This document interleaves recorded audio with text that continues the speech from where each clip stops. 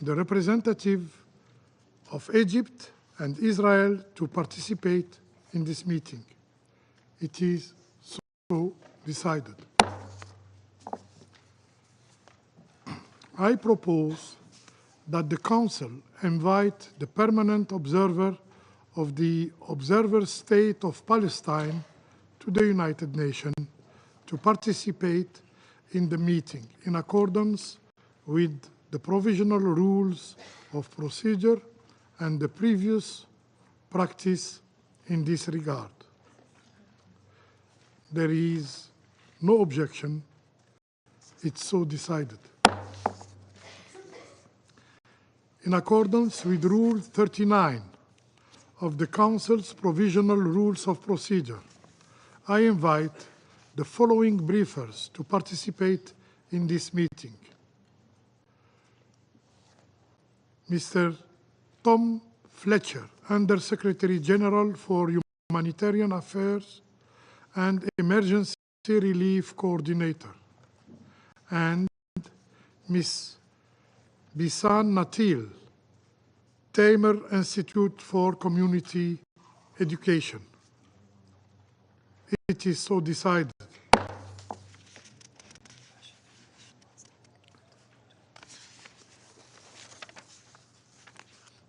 The representative of the Russian Federation has asked for the floor to make a statement.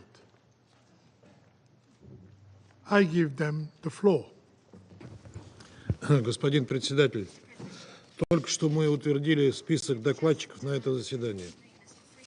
Я хочу обратить внимание, что в нем отсутствует госпожа Кэтрин Рассел, исполнительный директор ЮНИСЕФ, участие которой было запрошено нашей делегацией и поддержано алжирским председательством.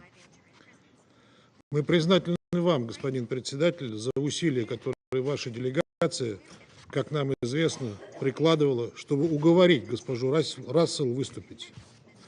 Но она отказалась, насколько мы понимаем, под надуманным и невразумительным предлогом, не представив никаких хоть сколько-нибудь весомых аргументов. Точно так же буквально мистическим образом оказались недоступны другие представители руководства фонда. Отказ главы ЮНИСЕФ пробрифинговать Совет Безопасности по поводу чудовищной трагедии, связанной с гибелью десятков тысяч детей в Газе, вопиющий шаг, который заслуживает самого серьезного порицания. Хочу напомнить, что госпожа Рассел буквально по щелчку пальцев американского председательства Совета Безопасности примчалась выступать на безобразном политизированном брифинге по детским аспектам ситуации на Украине 4 декабря прошлого года. Получается, что для ЮНИСЕФ дети в Газе менее важны, чем дети на Украине. Иначе сложно объяснить то, что ЮНИСЕФ не считает нужным доложить СБ ООН об их положении, что, к слову, является прямым мандатом фонда. Очевидно, что их судьба не заботит ни саму Кэтрин Рассел, ни Соединенные Штаты, страну, гражданкой которой она является. Ведь американское председательство, несмотря на наши неоднократные призывы, так и не созвало заседание Совета Безопасности по детям в Газе в декабре прошлого года. Понятно, что нашим американским коллегам некомфортно комментировать ситуацию вокруг гибели десятков тысяч детей в секторе, которую они во многом и спровоцировали, 6 раз применив право вето, не дав Совету Безопасности вмешаться и остановить бойню в Газе.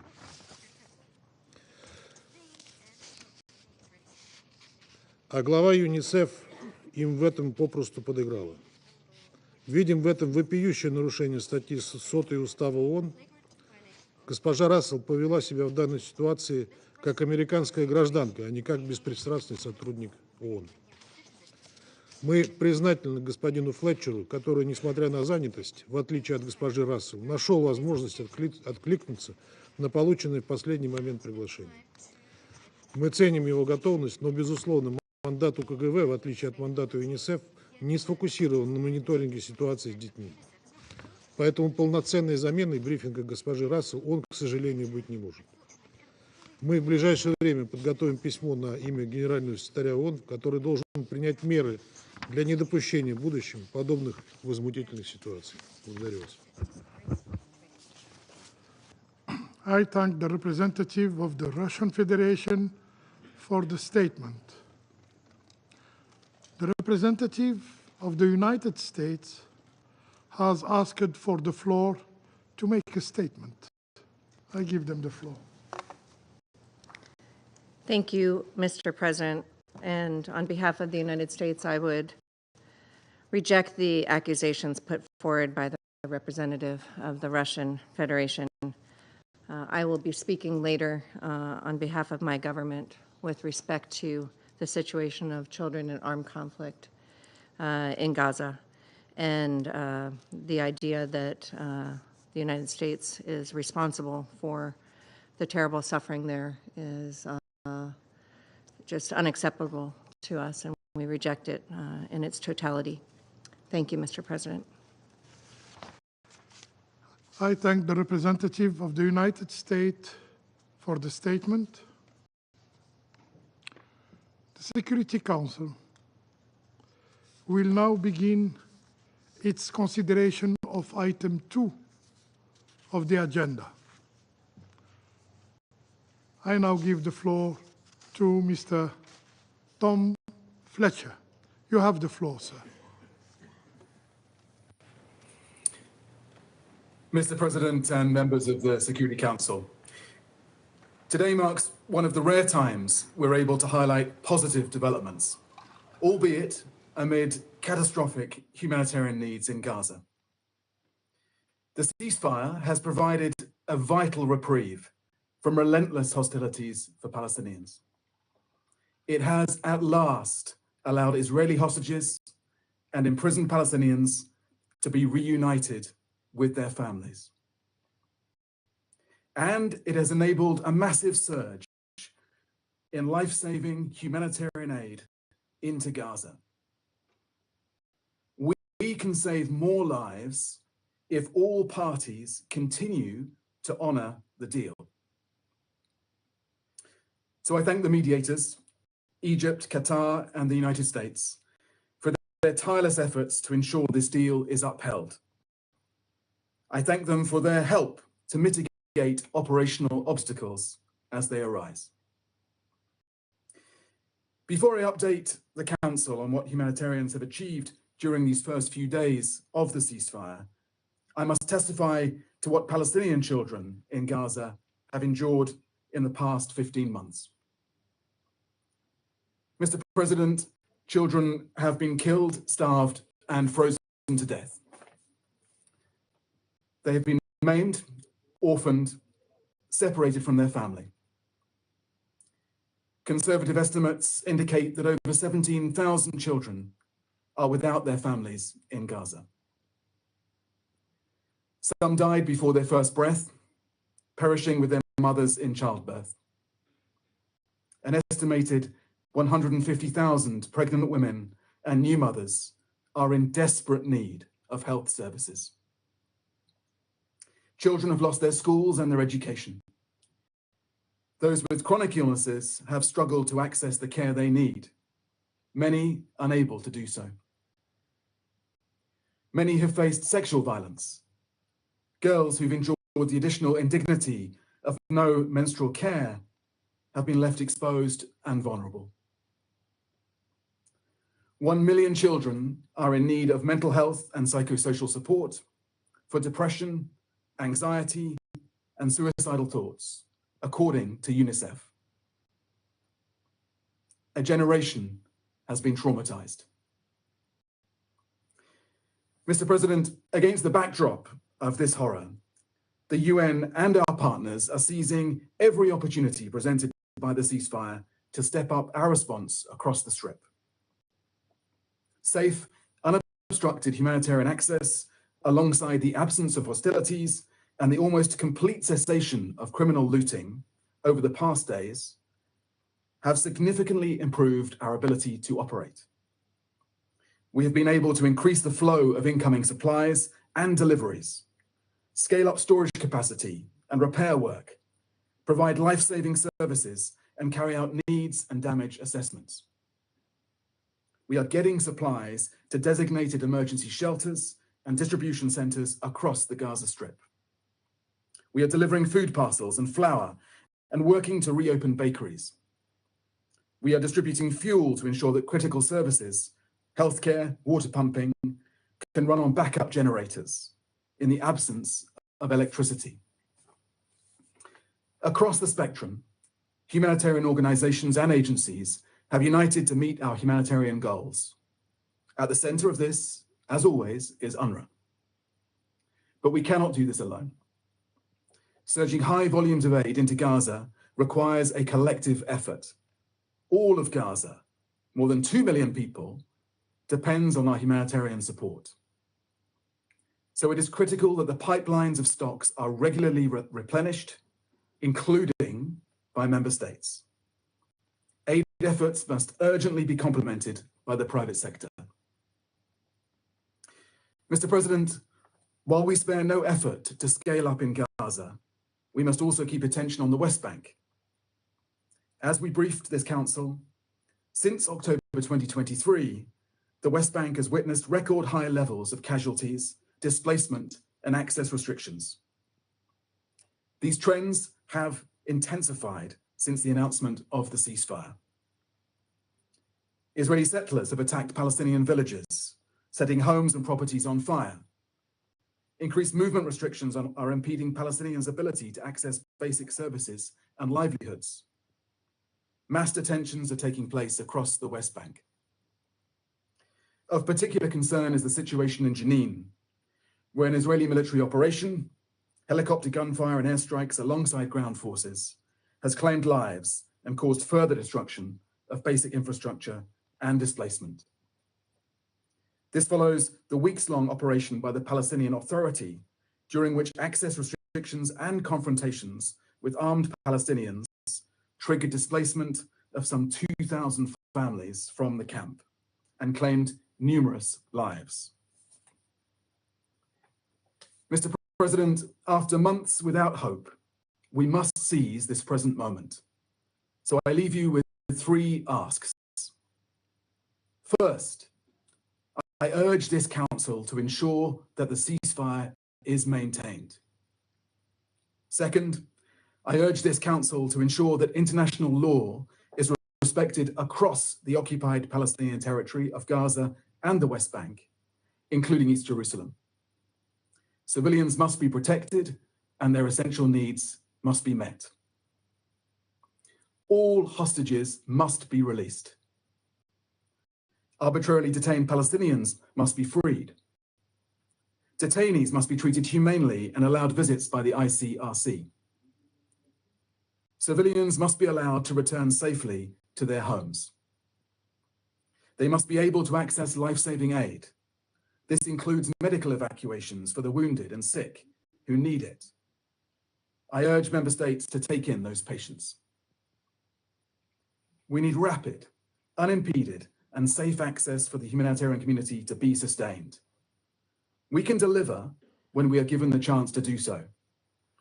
UNRWA's role is fundamental and must remain the backbone of these efforts.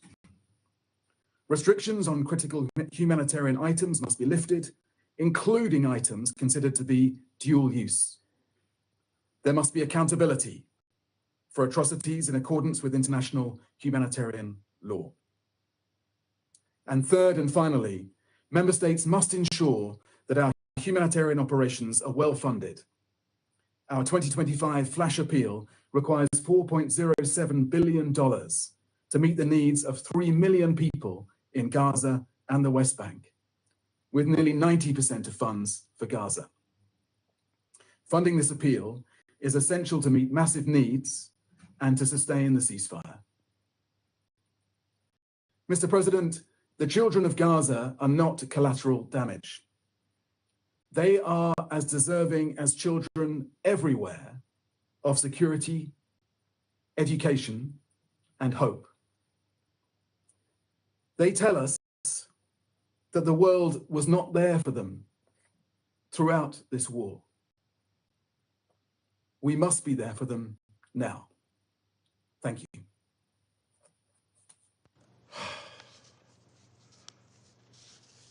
I thank Mr. Fletcher for his briefing, and I now give the floor to Ms. Bisan Natil. You have the floor, Madam.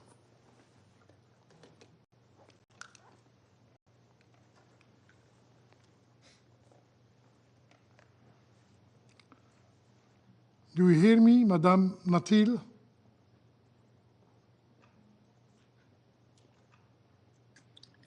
Yeah.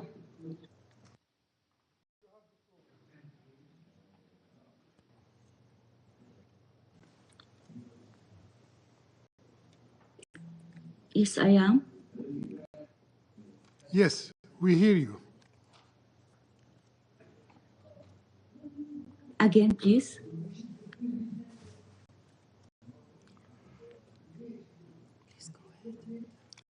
Please, go ahead. السيد الرئيس، السيدات والسادة أعضاء مجلس الأمن جميعاً، في البداية حابة أشكر حضرتكم على دعوتكم لي للمشاركة في هاي الجلسة. ويمكن لأقرب الصورة وأحكي أكثر الصورة اللي هي واضحة واللي هي بتوصل عبر الوسائل الإعلام، صورة الأطفال اللي فقدوا أقدامهم، أجسادهم، أهاليهم، عائلاتهم، صورة نزوحنا وعدم عودتنا لمنازلنا، فقداننا لمنازلنا، وصورة انتهاك جميع حقوق الإنسان بحق جميع المدنيين في قطاع غزة. في البداية حابة أحكي لكم إنه جميعاً ما كناش بنعرف إنه الحرب فجأة رح تغير كل حياتنا، وفجأة بلشنا نفقد منازلنا. طلعنا وحكوا لنا روحوا للمنطقة الآمنة الواقعة في جنوب قطاع غزة. أخذنا بعضنا لأنه كانت الرسالة موجهة للأشخاص المدنيين، وفعلا ذهبنا لجنوب القطاع. لكن في لحظة وصولنا عند أول ما وضعنا شنطينا، حقائبنا وملابسنا، تم استهداف المنزل اللي كنا بالقرب منه. هاي هي المنطقة الآمنة اللي تم الادعاء بأنها هي آمنة. في أثناء عملي يمكن ما عرفت بحالي، أنا أعمل مع مؤسسة تامر للتعليم المجتمعي على مجموعة من الأنشطة الفنية الأدبية لحتى الأطفال يعبروا عن أنفسهم بأدوات آمنة وبطرق آمنة في مساحات حرة. وللأسف هاي المساحات الآمنة والحرة وكل الأدوات الفنية فقدناها في الحرب، وبطل في مكان، بطل في مدارس، بطل في ملاعب للأطفال، بطل في أي شيء، وكل شيء تحول لمراكز إيواء ولخيم نزوح. كنا بنحاول نحكي ونعبر مع الأطفال شو بنعيش، شو أحلامنا. كانوا الأطفال بيحلموا إنه يرجعوا على مدارسهم، بيحلموا إنه ما يسمعوش صوت الطائرات الحربية وهي بتقصف، بيحلموا إنهم يلاقوا أكل، إنهم يلاقوا شرب، بيحلموا أحلام كتير بسيطة، أساسيات الحياة اللي هي بس إنه أنا آكل وأشرب وأروح على مدرستي وأرجع على صاحبي. كانوا الأطفال عندنا بيتعرضوا لمجموعة من المهددات الحياتية ويلي هم ما كانوش بيقدروا إنه يواجهوها أو يفهموا هم بإيش بيعيشوا الآن. كانوا بيعيشوا فقدان البيت والعائلة والنزوح عبر الممر الآمن. هذا الممر الآمن يلي تم إطلاق عليه صفة الآمن كان بيهدد حياتهم. كانوا مجبورين لأنهم يفتحوا عينيهم ويمشوا تحت جثث، كانوا مجبورين لأنهم يمشوا تحت القناصة وتحت الأسلحة. كنا بنشوفهم لما بيجوا تعبانين ومش قادرين يحكوا عن الصورة وعن هول المشهد يلي شافوه خلال نزوحهم، وأول ما يوصلوا المنطقة الآمنة والمراكز الآمنة بيتم كمان استهدافهم. خلال عملنا في مؤسسة تامر على هاي الأنشطة لحتى يرسموا ويحكوا، كان في مسار اسمه مسار العودة إلى البيت. كان في عندنا الطفل غازي أبو رمضان، رح أفرجيكم صورته. هذا هو غازي من مخيم من خيم المواصي، واللي هو كمان من المناطق الآمنة اللي تم تصنيفها على إنها آمنة. أثناء وجوده كان بيرسم لنا البيت، كان بيرسم لنا مدرسة، كان بيرسم لنا ألعاب. رح أفرجيكم لوحته. هاي هي لوحته، بتمنى إنها تكون واضحة.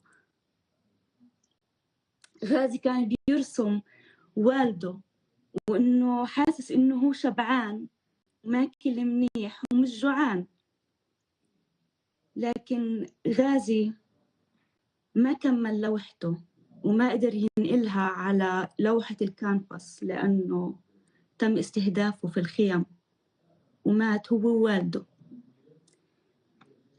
وغيرهم كتير من الأطفال يلي تعرضوا للقتل وللعنف ولفقدان الوالد ولفقدان العائلة ولفقدان المنزل ولفقدان المدرسة.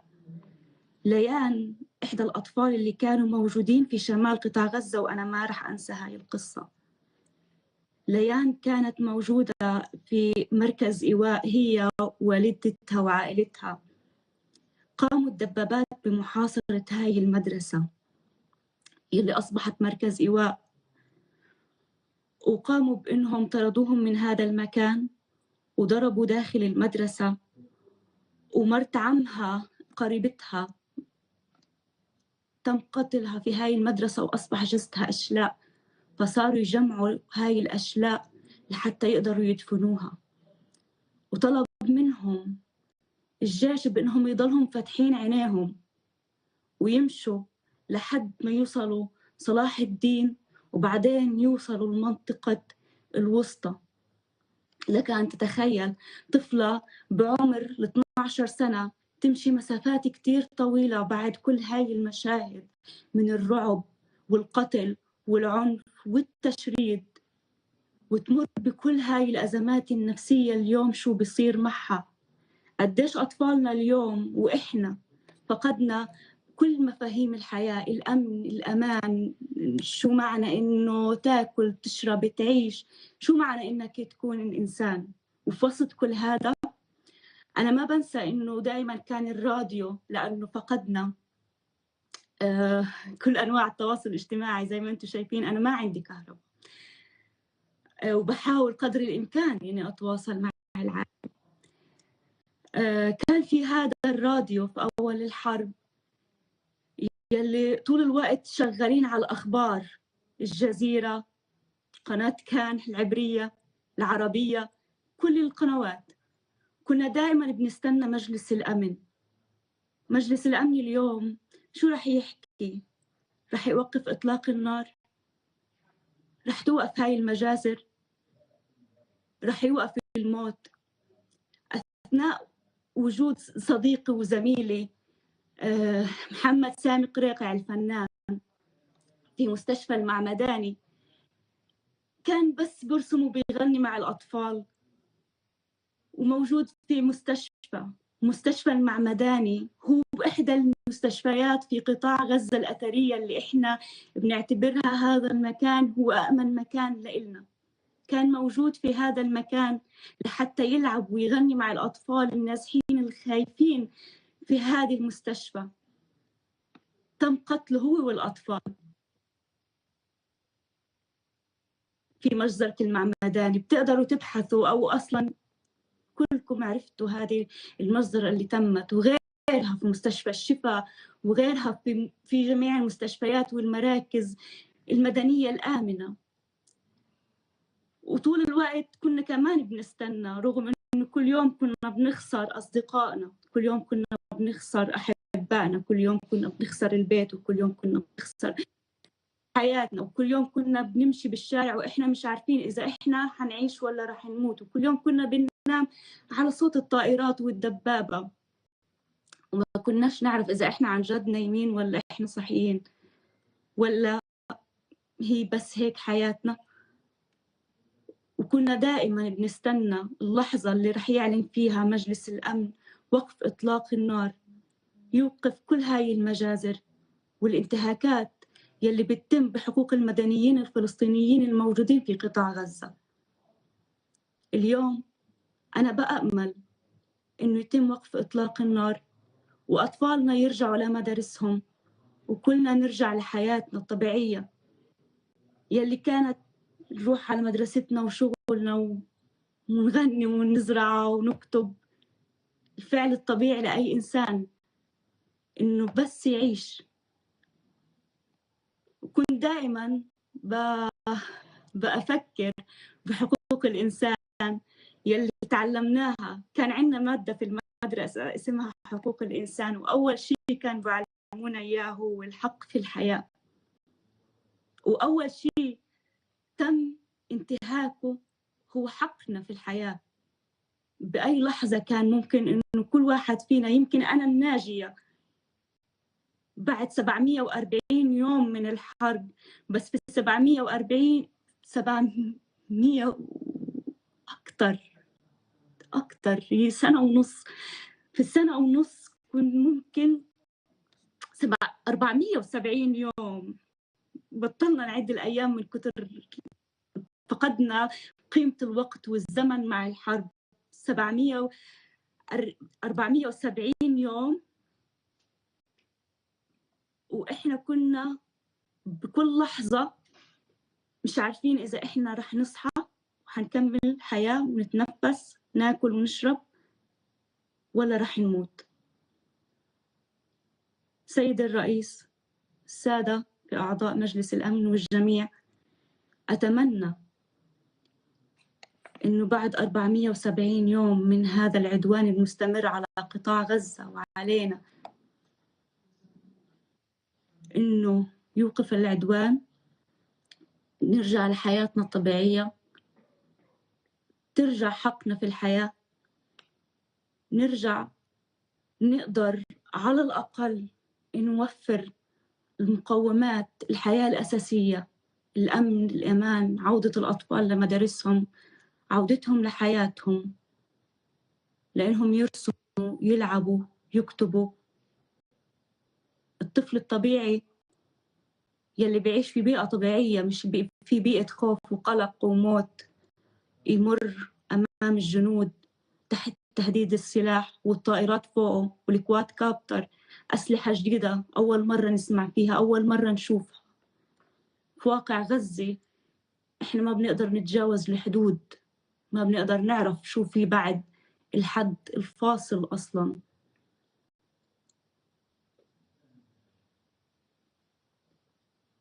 وبعرف إنه خسرنا كتير في هاي الحرب، بس بتمنى إنه ما نخسر أكتر.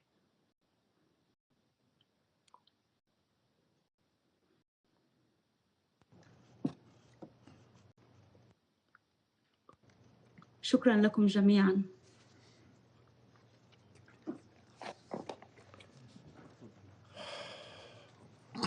I thank Mrs. Bisan Natil for her sobering briefing. I now give the floor to those council members who wish to make statements.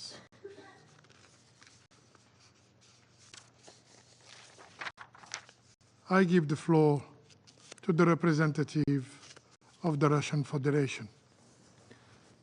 Господин председатель, благодарим вас за созыв сегодняшнего заседания Совета, поддержанный Алжиром в национальном качестве, Пакистаном и Сомали для обсуждения катастрофического положения детей в Газе. Признательны господину Флетчеру за то, что он откликнулся на ваш призыв и принял участие в сегодняшнем брифинге. Признательны госпоже Бисан-Натиль, благодаря которой мы услышали эмоциональный рассказ о трагических страницах истории жизни палестинских детей. Господин председатель, чудовищная война в Газе с самыми интенсивными бомбардировками гражданского населения со времен Второй мировой войны и по факту отсутствующим гуманитарным доступом прошла катком по детским жизням в анклаве. Еще в ноябре 2023 года генеральный секретарь ООН Антонио Гутерреш назвал Газу детским кладбищем. Оценить ужасающие последствия массированных атак для гражданского населения смогли и некоторые члены Совета Безопасности ООН в ходе ознакомительной поездки в районе Рафаха в декабре 2023 года. И уже тогда мы видели в госпитале в Египте, на границе с Газой, покалеченных детей.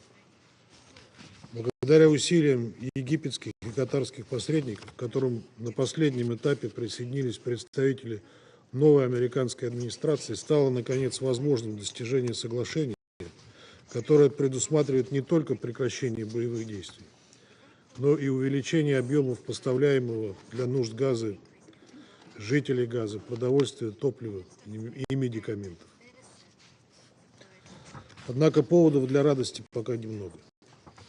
Гуманитарная катастрофа, бушующая в анклаве более 15 месяцев, никуда не исчезла.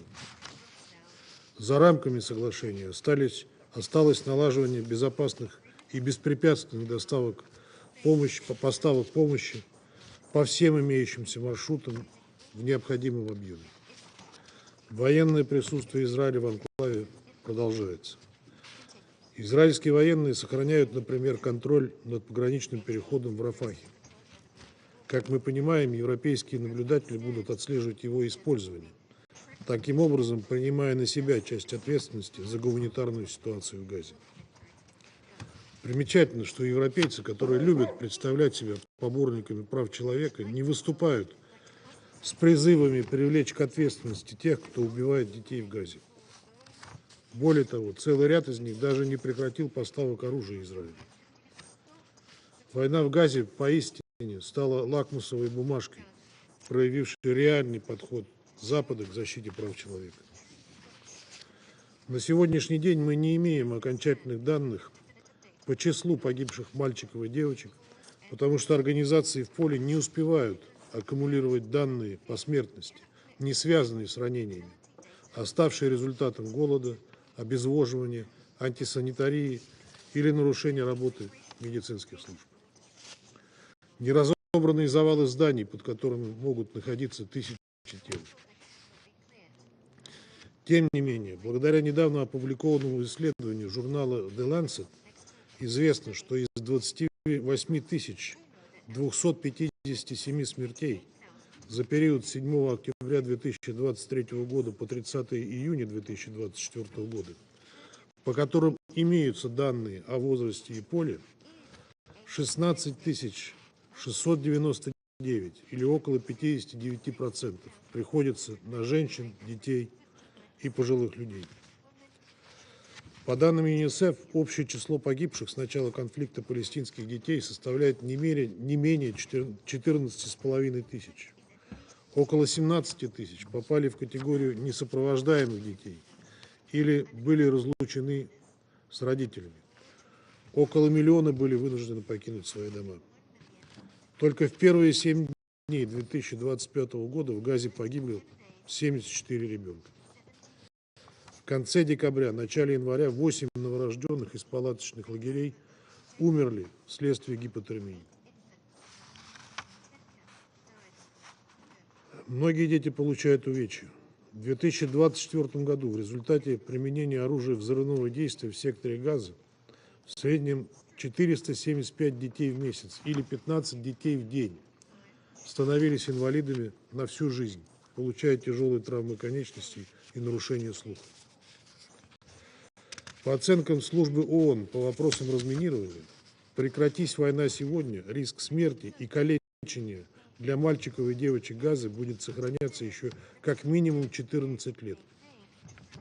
Ровно столько времени понадобится для того, чтобы очистить территорию анклава от неразорвавшихся снарядов. Нужно ли говорить о том, что дети всегда были и остаются главными жертвами минного загрязнения соблазнения, в том числе в силу своего природного любопытства. Завтра будет отмечаться Международный день образования.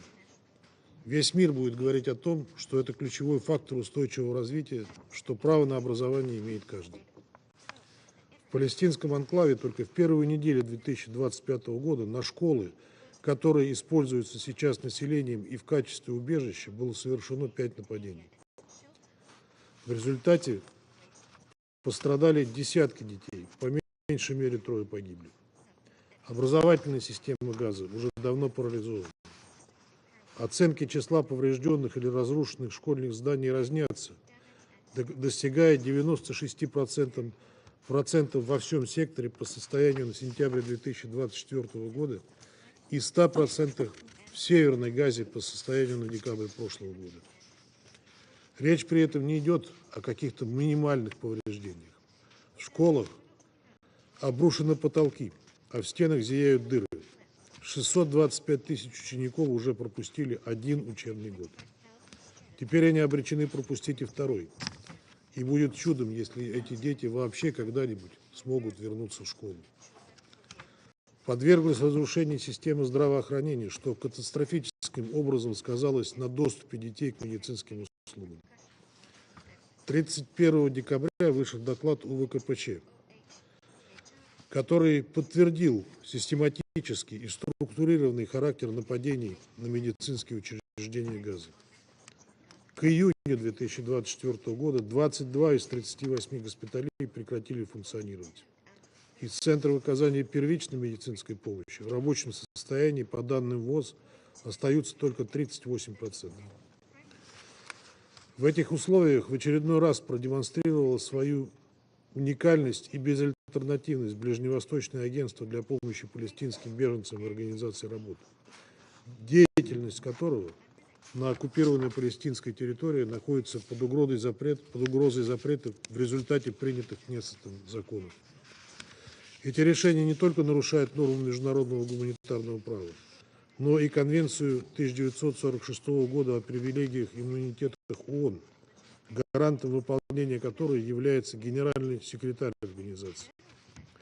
Они идут вразрез с профильными решениями Генеральной Ассамблеи ООН и противоречат условиям приема Израиля в ООН в 1949 году, какими являются выполнение 2 краеугольных резолюций Генеральной Ассамблеи: 181 с планом раздела Палестины и 194 о палестинских беженцах.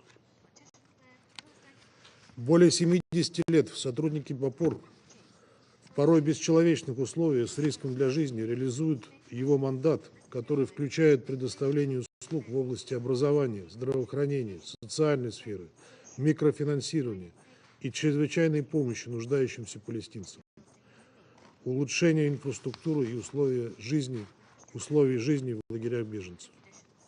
За 15 месяцев конфликта убито 265 сотрудников БАПОР. Печальный рекорд потерь среди персонала ООН за всю историю Организации Объединенных Наций. Остановка работы БАПОР приведет к катастрофическим последствиям для самых уязвимых групп населения, прежде всего детей. Этого нельзя допустить. В этих условиях режим прекращения огня должен быть использован для срочного наращивания гуманитарной помощи в регионе с акцентом на особые потребности детей. Помимо усилий по восстановлению инфраструктуры, ввозу продовольствия и медикаментов, необходимо обеспечить беспрепятственный вывоз с территории анклава нуждающихся в получении специализированной помощи детей вместе с их родителями или опекунами, а равно их беспрепятственное возвращение домой. Еще один аспект заключенного противоборствующими сторонами соглашения – это обмен удерживаемыми лицами, в числе которых есть и дети. И это лишь только вершина айсберга. Проблема произвольного задержания израильскими властями палестинских детей существовала еще до событий 7 октября 2023 года. Наравне со взрослыми они подвергались так называемому административному задержанию, в результате чего оказывались в тюрьмах на неопределенный срок без предъявления обвинений. Не стоит забывать и о случаях повторного задержания несовершеннолетних, отпущенных по итогам аналогичной договоренности в ноябре 2023 года. Война в Газе не только искалечила отдельные судьбы детей и взрослых, но разорвала саму ткань общества, отложив на неопределенный срок начало подлинно мирного существования двух народов. Даже тем из детей Газа, кому посчастливилось остаться в живых и не стать инвалидами, потребуются годы, чтобы поправить психическое здоровье и научиться жить так, как живут их сверстники в регионах, не затронутых конфликтом. Во весь рот встала проблема палестинских сирот, которых насчитывается более 20 тысяч. Какова будет их судьба? Что может предпринять ООН, чтобы жизни этих детей не были сломаны? Устойчивая стабилизация ситуации в Газе не имеет альтернативы для обеспечения будущего палестинских детей, а значит и палестинского народа. Полагаем также, что Совет Безопасности просто обязан держать в фокусе детскую проблематику в контексте ситуации в Газе. Благодарю вас.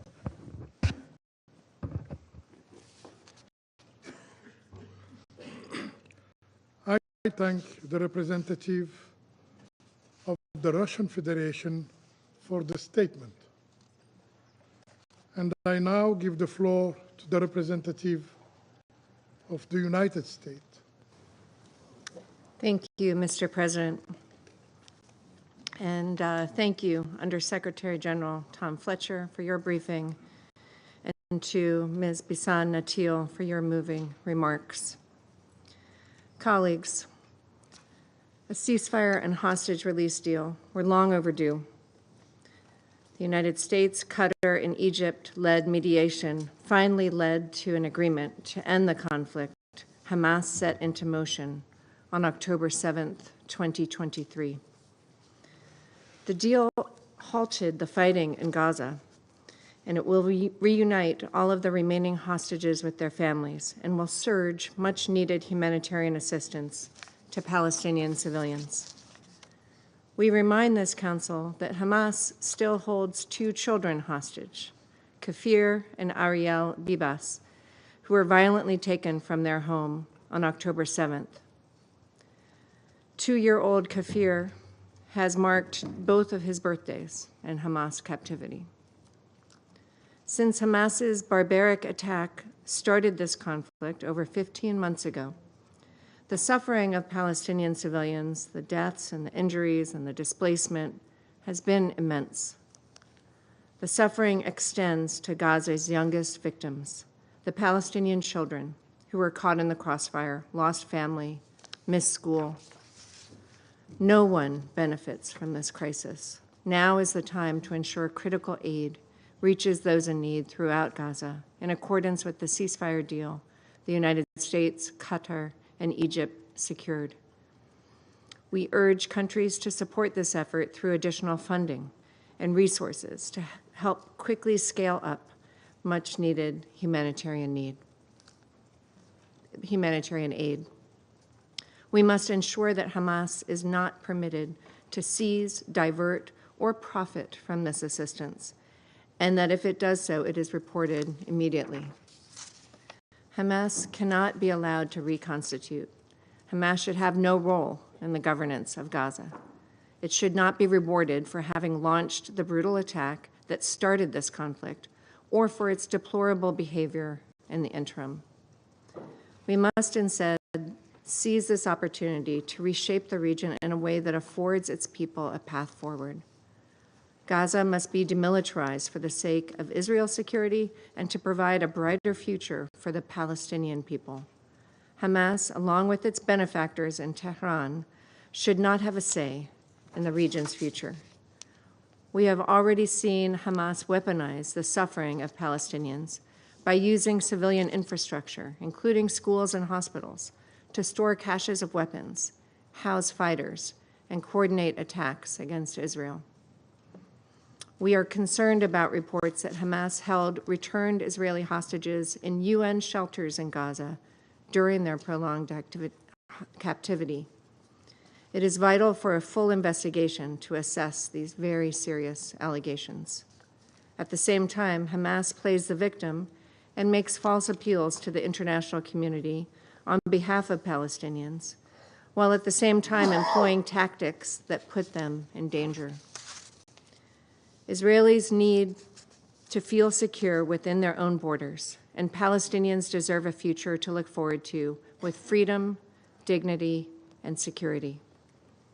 We must work together to counter the nefarious influence of Tehran and its terrorist proxies, whose actions have destabilized the Middle East for decades.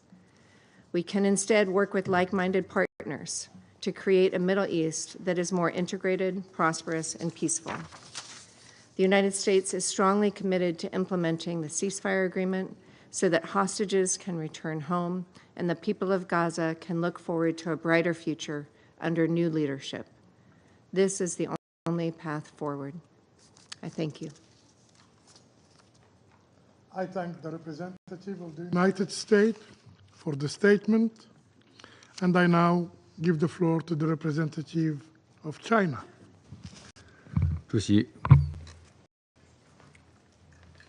我感谢弗莱彻副秘书长和安纳蒂欧女士的通报。儿童是武装冲突的最大受害者。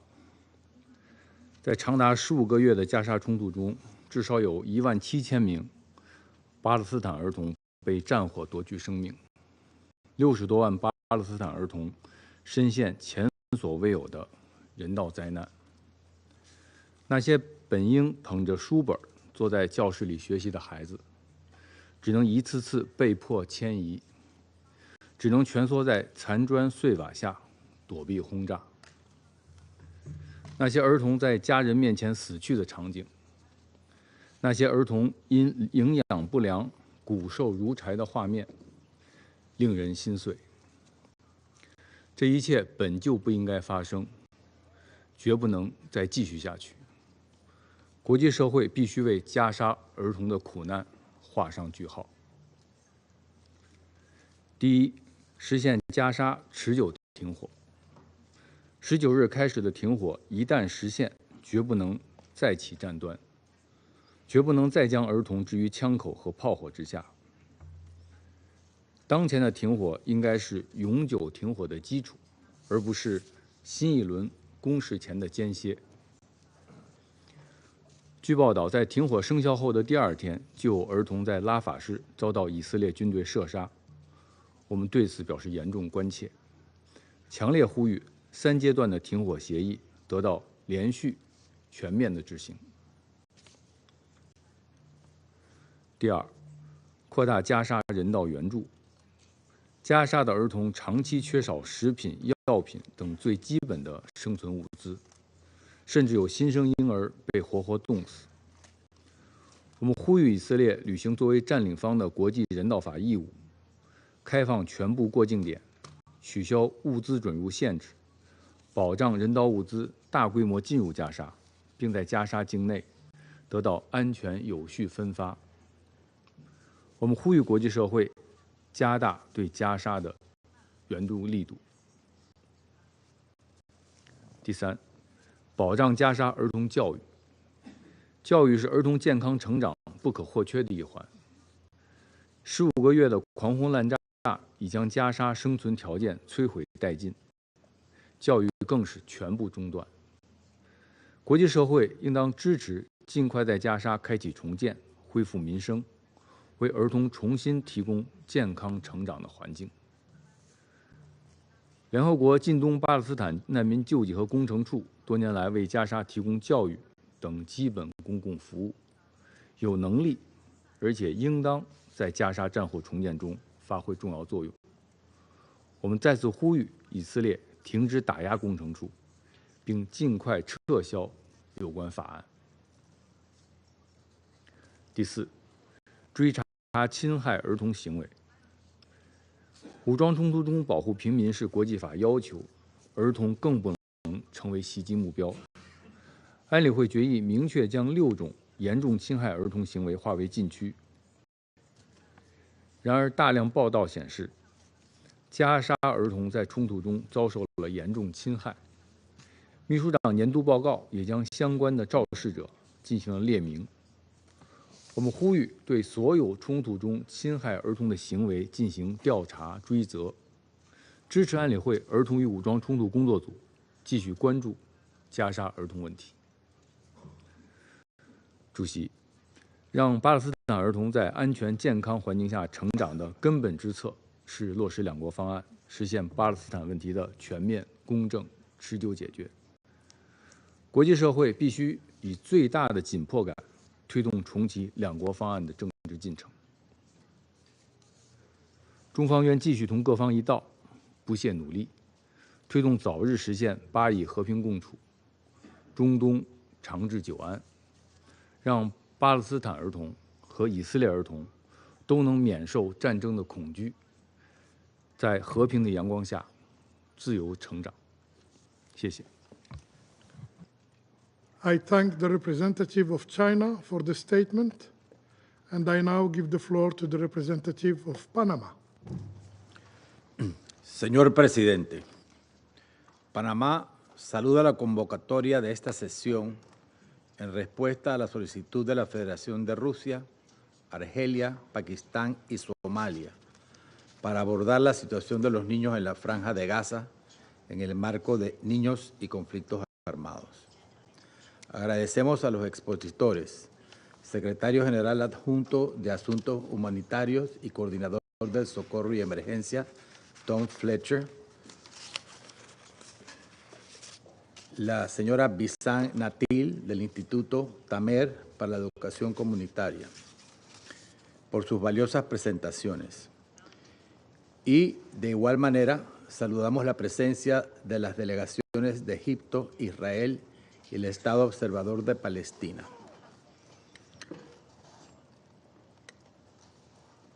Expresamos nuestro reconocimiento a las agencias humanitarias que enfrentan condiciones extremas, trabajan de manera incansable para proteger y garantizar el bienestar de las comunidades más afectadas por el conflicto.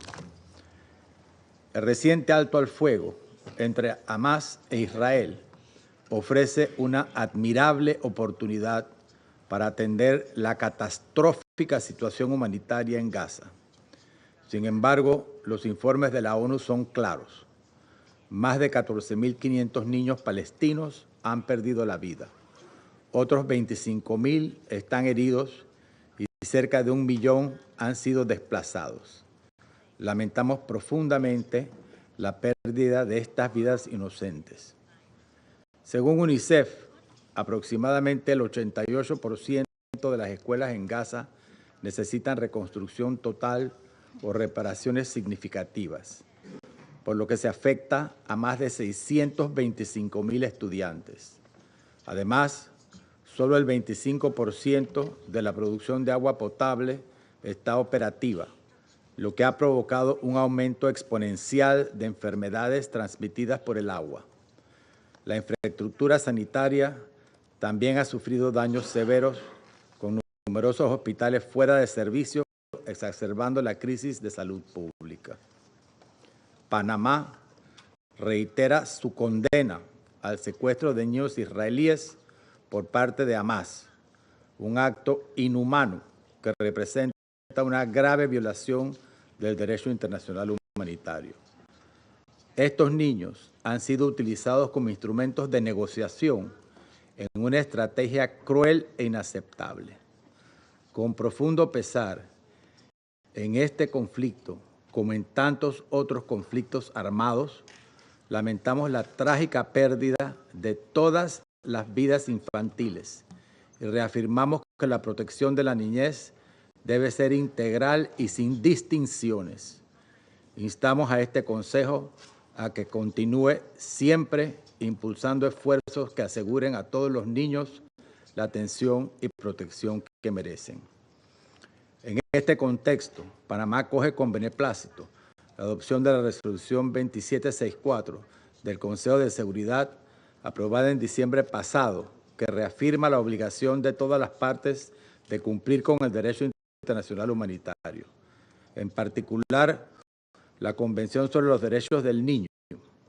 Asimismo, recordamos la importancia de cumplir con lo estipulado en las resoluciones 1612 1882, 2225 y 2601, adoptadas por este Consejo, las cuales han establecido un marco sólido para la protección de los niños en conflictos armados.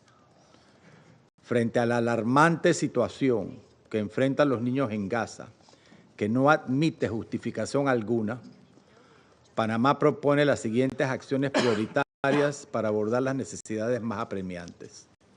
1. Garantizar el acceso humanitario sin restricciones a través de la apertura sostenida y eficiente de los puntos de cruce, permitiendo el ingreso seguro y ágil de insumos esenciales como agua, alimentos, medicinas y combustible.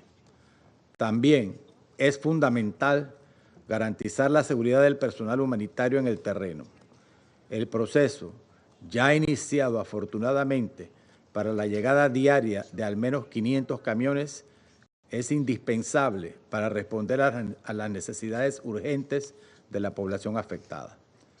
Proteger de manera efectiva a la niñez mediante la implementación de mecanismos que salvaguarden su vida y bienestar, asegurando su acceso a atención médica, refugio seguro y asistencia psicosocial.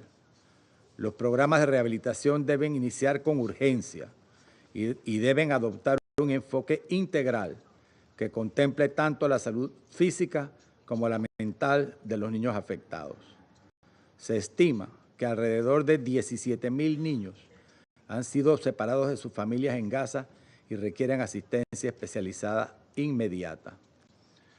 Reconstruir con urgencia la infraestructura esencial, enfocándose de manera aún más urgente en la restauración de escuelas, hospitales y sistemas de agua para garantizar entornos seguros y propicios para el desarrollo de los niños.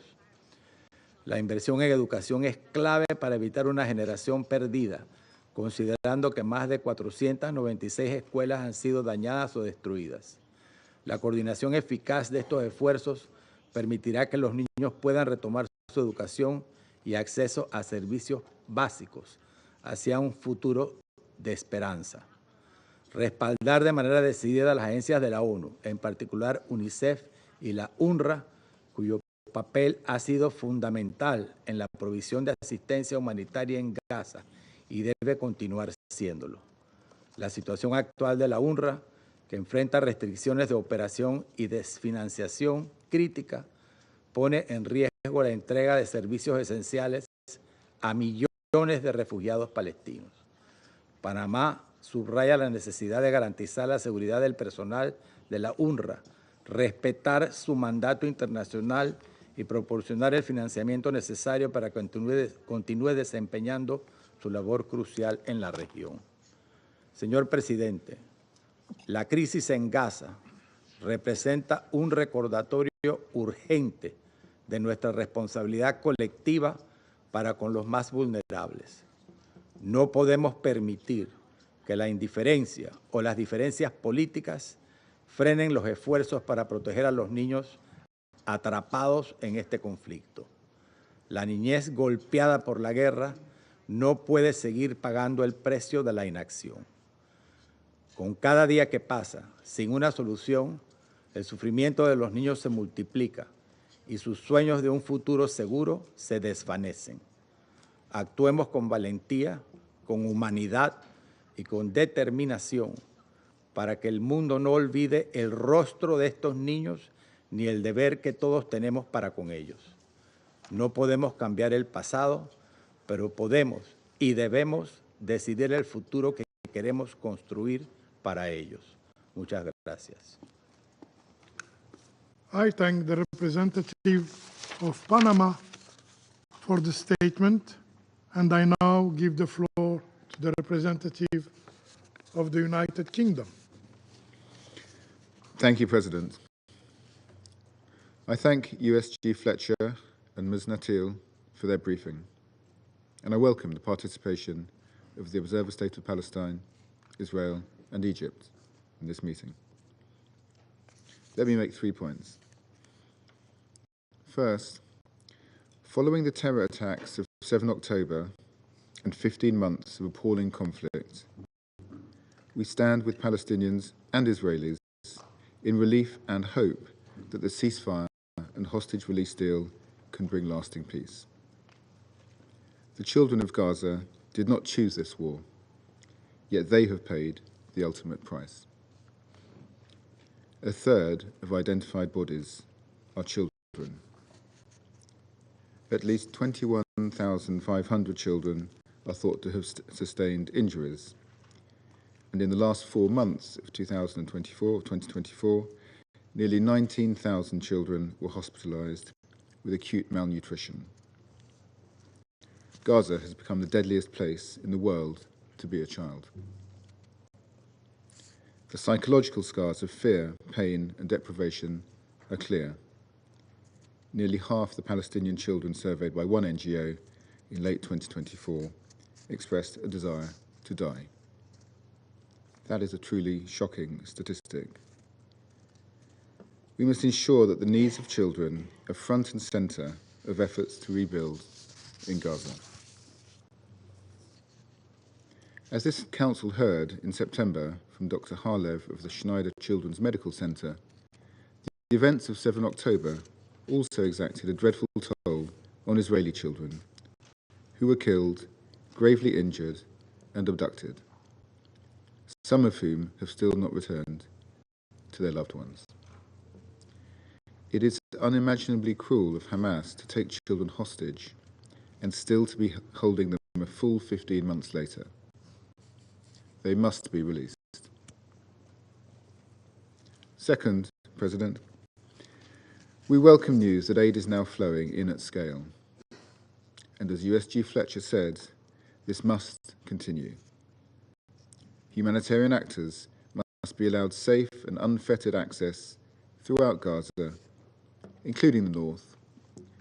And alongside this, we need to see a massive increase in commercial delivery. The rollout of the polio vaccine to children in Gaza last year was an example of what can be achieved when there is political will.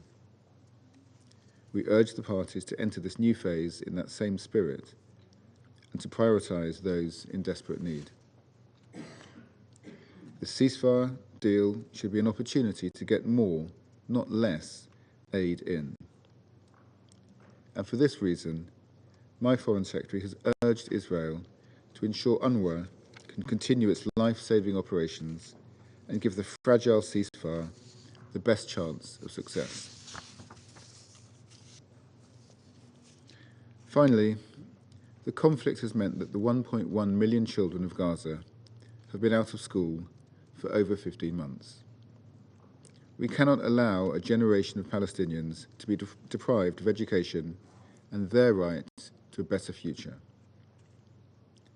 To do so risks further suffering and a continued cycle of violence. This is in neither Palestinian nor Israeli interests. Once again, UNRWA plays a crucial role here. We must ensure its delivery of essential services, such as education and healthcare, can continue until such time as a Palestinian state can take over these functions. President, in conclusion, this Council has a clear children and armed conflict mandate to ensure that we protect children from the scourge of war and violence, wherever that may be.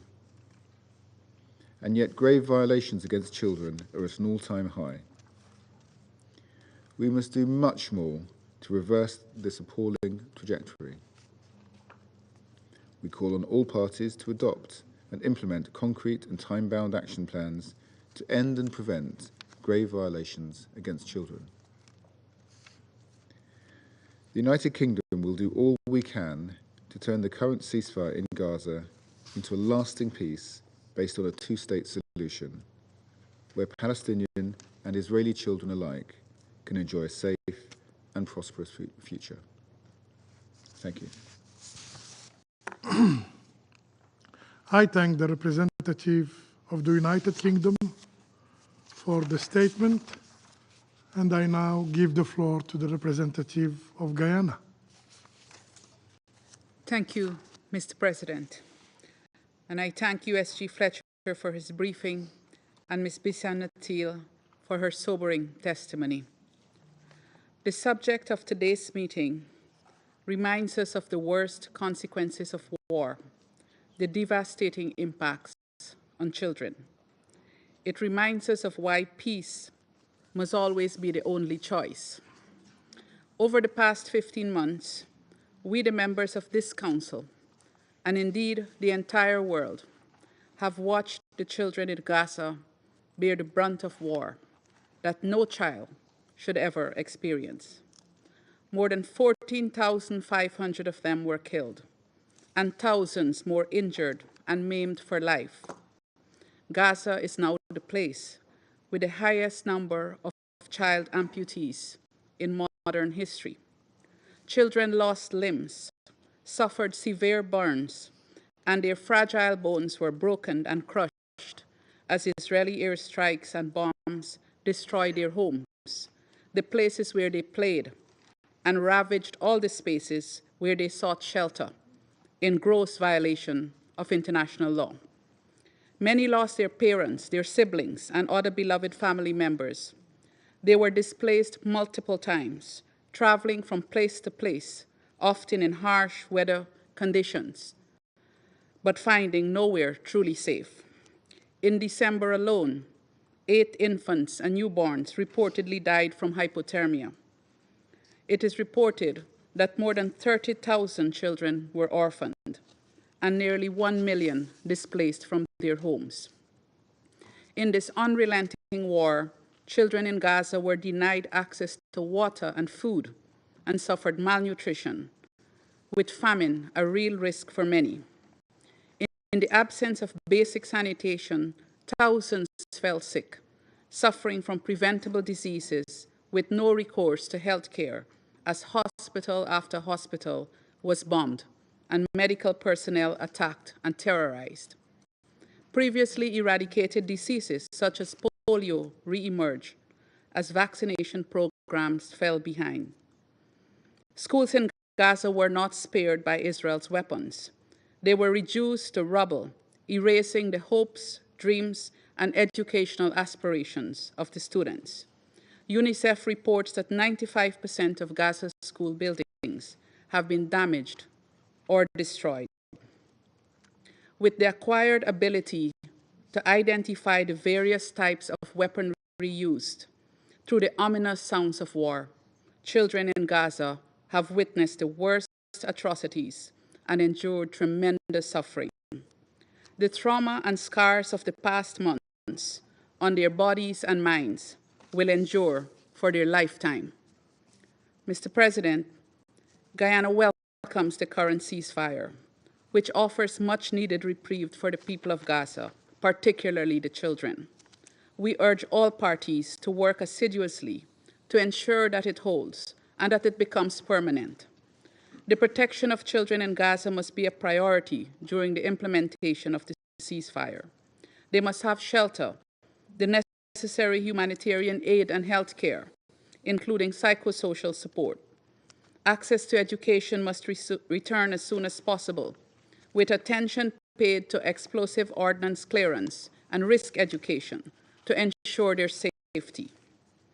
Mr. President, the ordeal of Gaza's children is far from over. Families are returning to new horrors in their communities, discovering flattened or gutted homes and pulling decayed bodies from the rubble.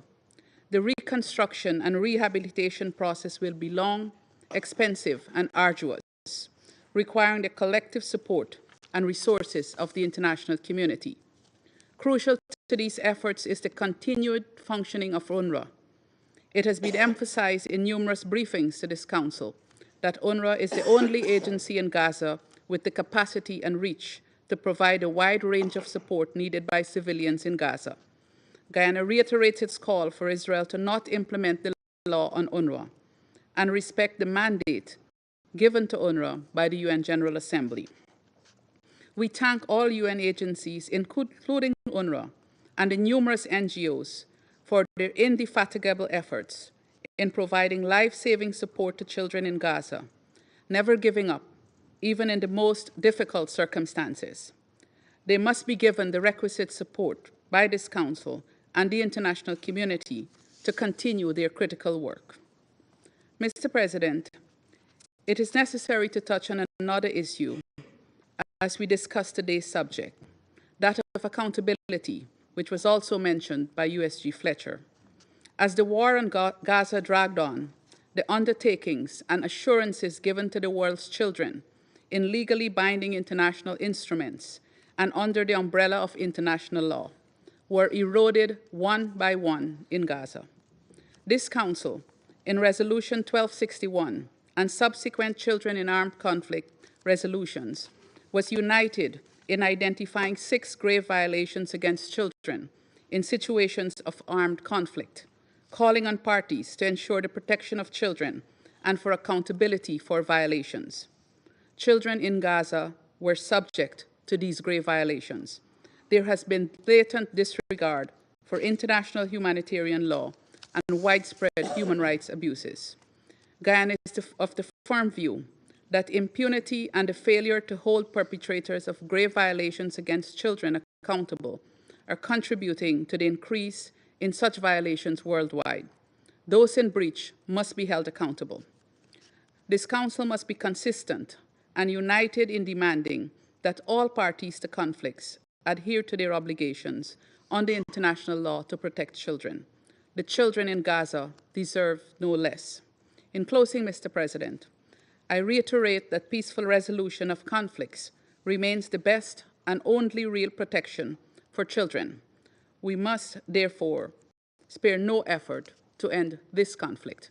I thank you.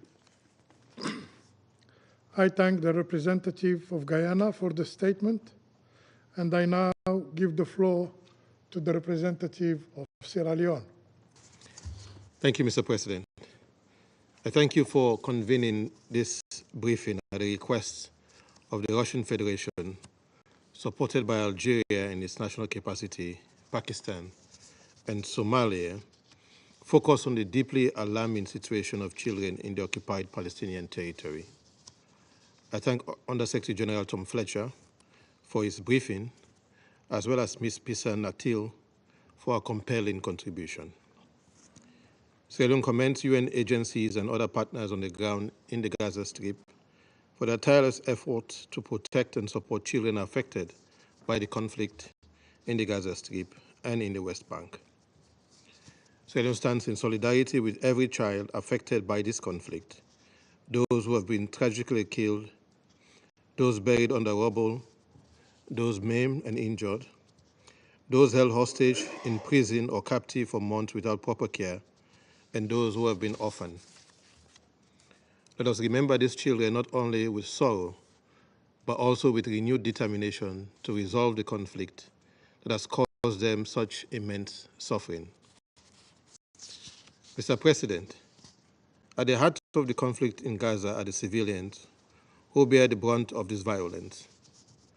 Today's briefing have underscored the profound impact the conflict is having on children, many of whom have known only a life of violence and insecurity. The current ceasefire, while bringing some relief, cannot mask the dire conditions that these children continue to face.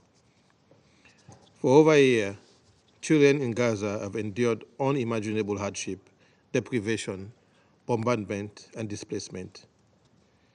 Since October 7, 2023, it is reported that at least 14,500 children have lost their lives, with an estimated 25,000 injured. Over 17,000 children have been separated from their parents, and nearly 1 million have been displaced from their homes. Many are still unaccounted for. Disturbing reports indicate that newborns have died from harsh winter conditions, inadequate shelter, and the unavailability of life-saving formula. These numbers add to the 1,434 Palestinian children killed and 32,175 injured between 2008 and October 6, 2024, as per the UNHCR. The relentless attacks on densely populated areas, the constant displacement, and the disruption of essential services have subjected countless children to grave violations of their rights, killing, maiming, and the destruction of schools, hospitals, water, and energy infrastructure. The targeting of schools, now used as shelters, have left children with no safe spaces for learning or recovery. This has contributed to the erosion of the social fabric of a once resilient society. The effects of this war on children will endure long after the fighting stops, leaving lasting physical and psychological scars. As the ongoing situation in Gaza continues to highlight the vulnerability of children in conflict zones, it is essential that we take urgent and effective action to safeguard this generation from further calamity. In this regard, Leone would like to emphasize the following points. First, we urge all parties to fully adhere to the ceasefire agreement and take all necessary steps to protect children's rights. We deeply regret attacks on schools and hospitals, and that the Safe Schools Declaration was not upheld. As noted by Undersecretary General Fletcher, with the ceasefire in place, humanitarian agencies and partners are scaling up efforts to address the health and psychosocial needs of children, including specialized protection services for unaccompanied children. This vital work must be supported and expanded as part of Gaza's rebuilding process and the broader reconstruction of the occupied Palestinian territory. Second, in accordance with Security Council Resolution 2712, we call on all parties to comply with their obligations under international law for the protection of children in armed conflict, including the Geneva Conventions, the Convention on the Right of the Child, and all relevant legal frameworks. The adoption of Resolution 2712 by this Council acknowledges the disproportionate impact on children and demands that all parties ensure children receive the special protection they are entitled to under international law. Third, in line with Resolution 2720 and other relevant resolutions, Leone reiterates the call for Israel as the occupying power to ensure the safe, sustained, and unimpeded access of humanitarian aid into Gaza. We welcome the entry of approximately 2,400 aid trucks since the beginning of the ceasefire and encourage further support for these efforts. We also call on all parties to support humanitarian organizations in facilitating the emergency medical evacuation of critically injured civilians, including thousands of children. The risk posed by explosive remnants of war remain high, and we urge all stakeholders to ensure the safe disposal of these ordinances to prevent further harm to civilians, especially children. Last but not least, we affirm the critical role of the United Nations Relief and Works Agency for Palestine Refugees, UNRWA, in meeting the humanitarian needs of the civilian population in Gaza, particularly in providing education, health services, and psychosocial support for children. Rebuilding educational infrastructure must be a top priority to ensure that children can resume learning in a safe environment that fosters both academic development and emotional healing. In conclusion, it is imperative that we strengthen accountability mechanisms for violation of children's rights, including holding perpetrators accountable for attacks on schools and hospitals, the denial of humanitarian access, and the use of sexual violence against children in conflict. We call for the release of all children being held in detention camps and for full and impartial investigations into their detentions. As we welcome the ceasefire as a crucial step towards rebuilding Gaza and addressing the immediate needs of its children, we also urge swift action to end the ongoing military operations in the West Bank, which has resulted in fatalities and injuries. Reports of violence between settlers and the Palestinian communities must be addressed to ensure that the ceasefire leads to lasting peace and stability. I thank you. I thank the representative of Sierra Leone for this statement, and I now give the floor to the representative of Pakistan.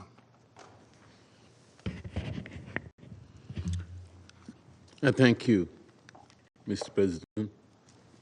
Mr. President, I would like to thank the Algerian presidency and yourself for convening this briefing on the request of the Russian Federation, Somalia, Sierra Leone, and my own delegation on the plight of children in Gaza.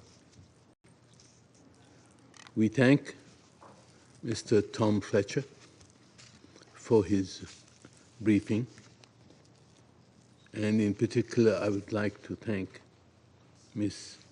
Bissam Natil for her testimony of the suffering that the children of Gaza have endured for the past 15 months. Mr. President, Israel's unrelenting and indiscriminate attacks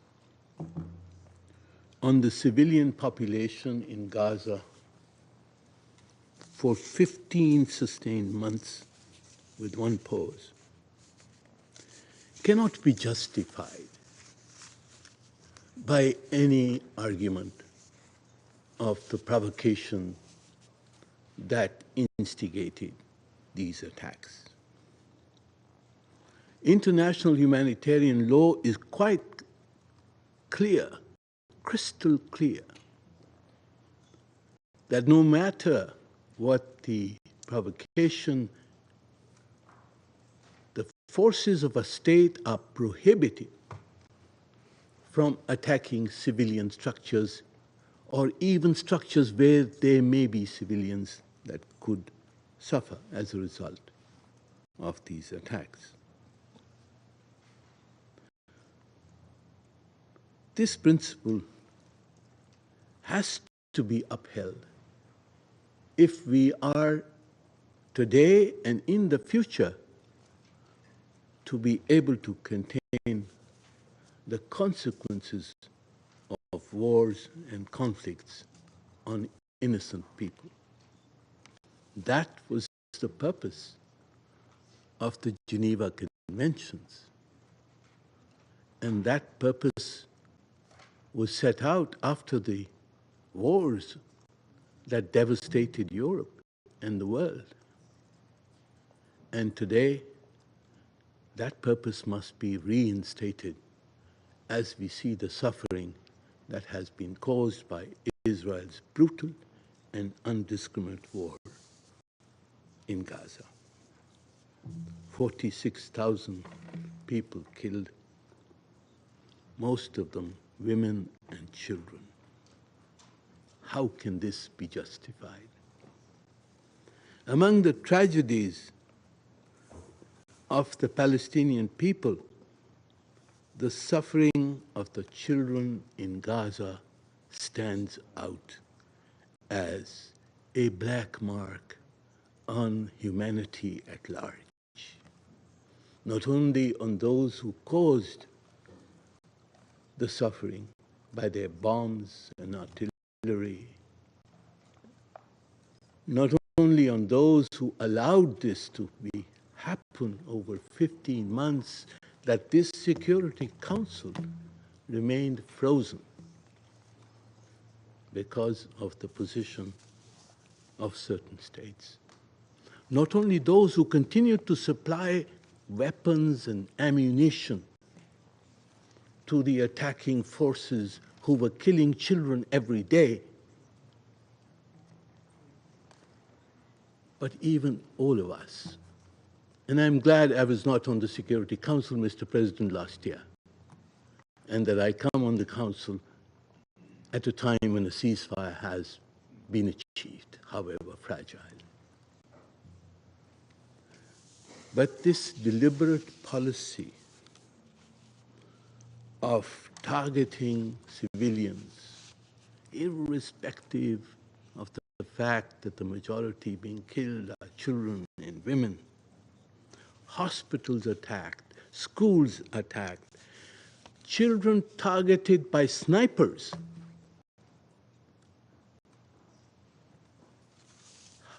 What degradation, what moral degradation allows something like that to happen? there are complaints about the 7th of October, but compare that with the devastation that has been visited on the people of Gaza. Does 7th of October justify what has been done to the children of Gaza? Can it ever be justified? Mr. President, we of course have welcomed the ceasefire, and we are grateful to Egypt and Qatar, the United States, for having brokered it. It could have been achieved much earlier, and we understand the new dynamics which seems to have obliged the Prime Minister of Israel finally to accept the ceasefire. And now we must ensure that the ceasefire holds, that the Israeli threats to resume the conflict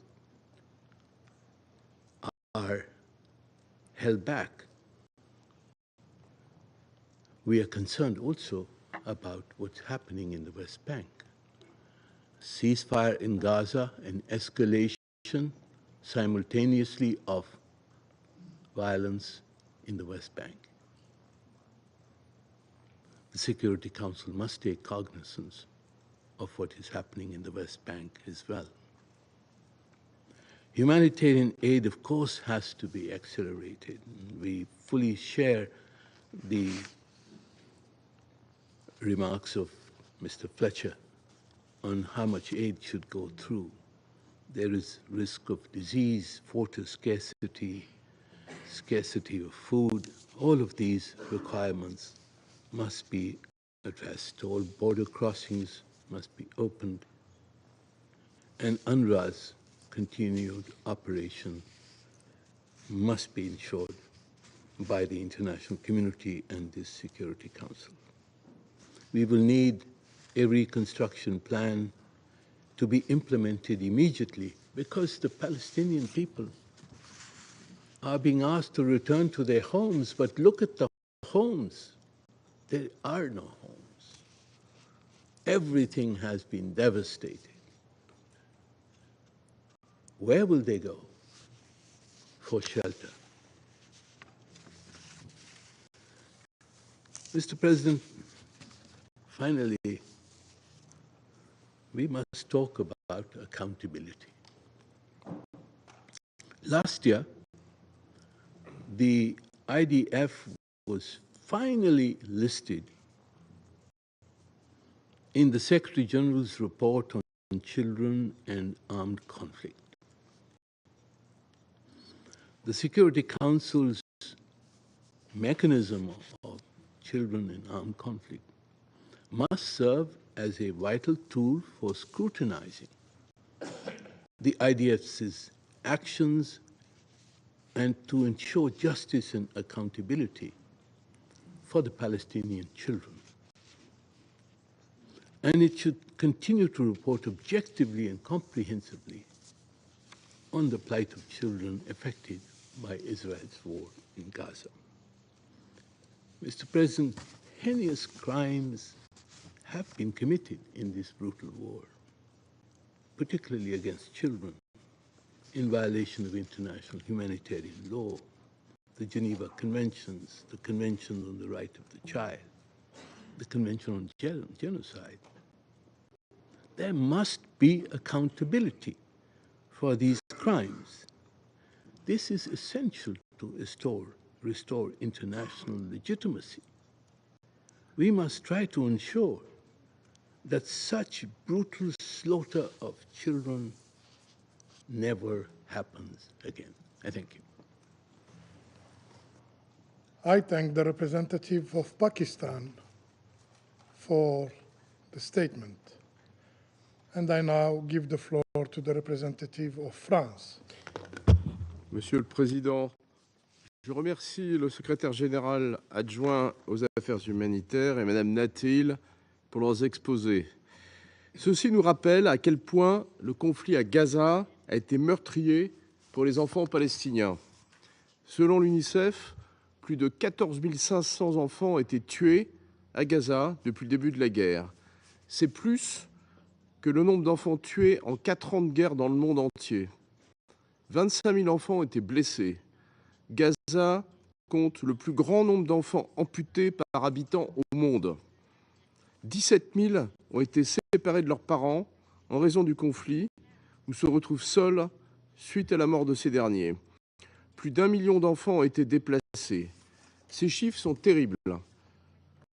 Cette guerre a détruit la quasi-totalité des infrastructures essentielles.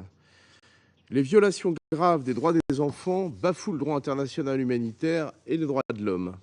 L'entrée en vigueur de l'accord de cessez-le-feu doit mettre un terme aux souffrances des enfants palestiniens et des civils. La France continue de se mobiliser pour leur venir en aide et elle a participé à plusieurs opérations d'évacuation médicale, dont la dernière en coordination avec l'Union européenne et l'OMS pour accueillir des patients palestiniens en France. Rappelons aussi que le Hamas a pris en otage des enfants israéliens lors des attaques terroristes du 7 octobre.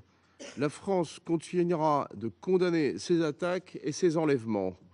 Nous n'oublierons naturellement pas les souffrances endurées par les enfants israéliens.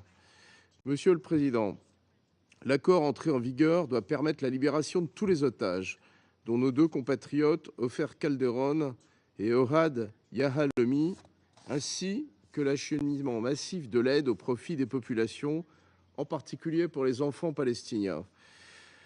L'avenir de la bande de Gaza doit s'inscrire dans celui d'un futur État palestinien. Il faut éviter que le Hamas n'y reprenne pied.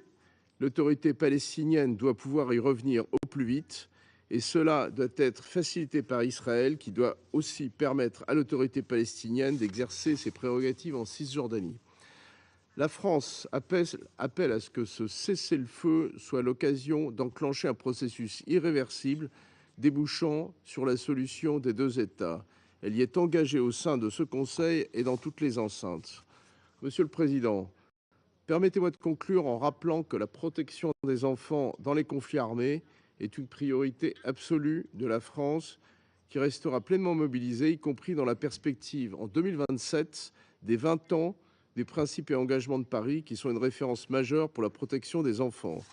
Nous réaffirmons notre soutien à la représentante spéciale du secrétaire général pour les enfants dans les conflits armés, ainsi qu'à l'UNICEF. Nous devons offrir un avenir aux enfants de Gaza et à tous les enfants israéliens et palestiniens pour qu'ils puissent vivre, étudier et grandir librement en paix et en sécurité. Je vous remercie.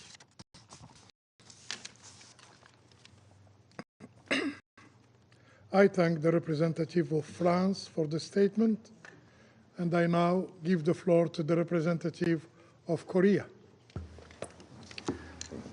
Thank you, Mr. President. I also would like to thank USG Mr. Fletcher for his briefing and Ms. Nuttall for her testimony. Mr. President, regrettably, during the horrendous terrorist attacks by Hamas on October 7th, 2023, and the ensuing Israeli military responses in Gaza, children have been disproportionately impacted in this brutal conflict. We, and I, still remember the shocking moments of the unjustifiable attack by Hamas on Israel citizens on October 7th, where dozens of children were brutally killed and 251 Israelis, including 30 children, were abducted. Their terror on that dark day is unimaginable and unforgivable.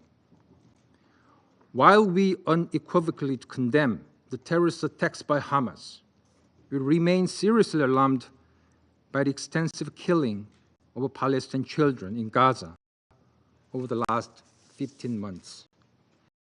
It is deeply disturbing that at least 14,500 Gazan children, possibly underestimated, have been reportedly killed in Israel attacks since October 7th, with the Save the Children reporting that at least another 20,000 Palestinian children are either missing, disappeared, or buried under rubble in Gaza.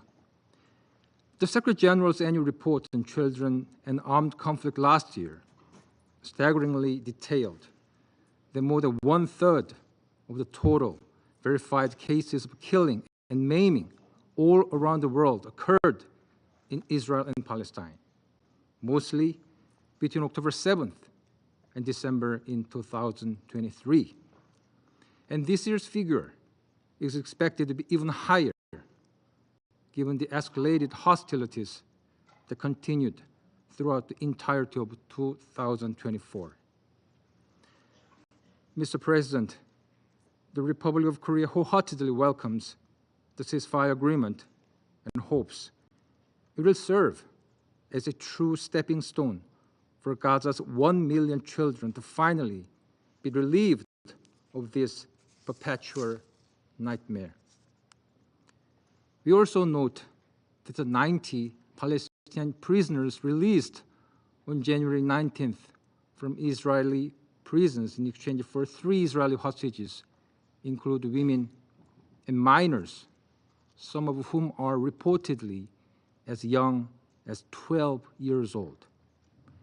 We hope that the rights of Palestinian children can also be respected under due process, and the release of those and other Palestinian minors can help build trust between Israel and Palestinians. Mr. President, the current ceasefire in Gaza must urgently ease the catastrophic suffering of Palestinian children in Gaza. Children should have priority to the supply of adequate food and water and enjoy full access to the health care they need, despite only half of Gaza's 36 hospitals being partially functional. Sufficient care for babies, as well as lactating mothers, must also be ensured. The resumption of education throughout Gaza is also of great importance. The significance of education cannot be overemphasized in long-term reconstruction efforts, as well as in trust building among peoples and nations.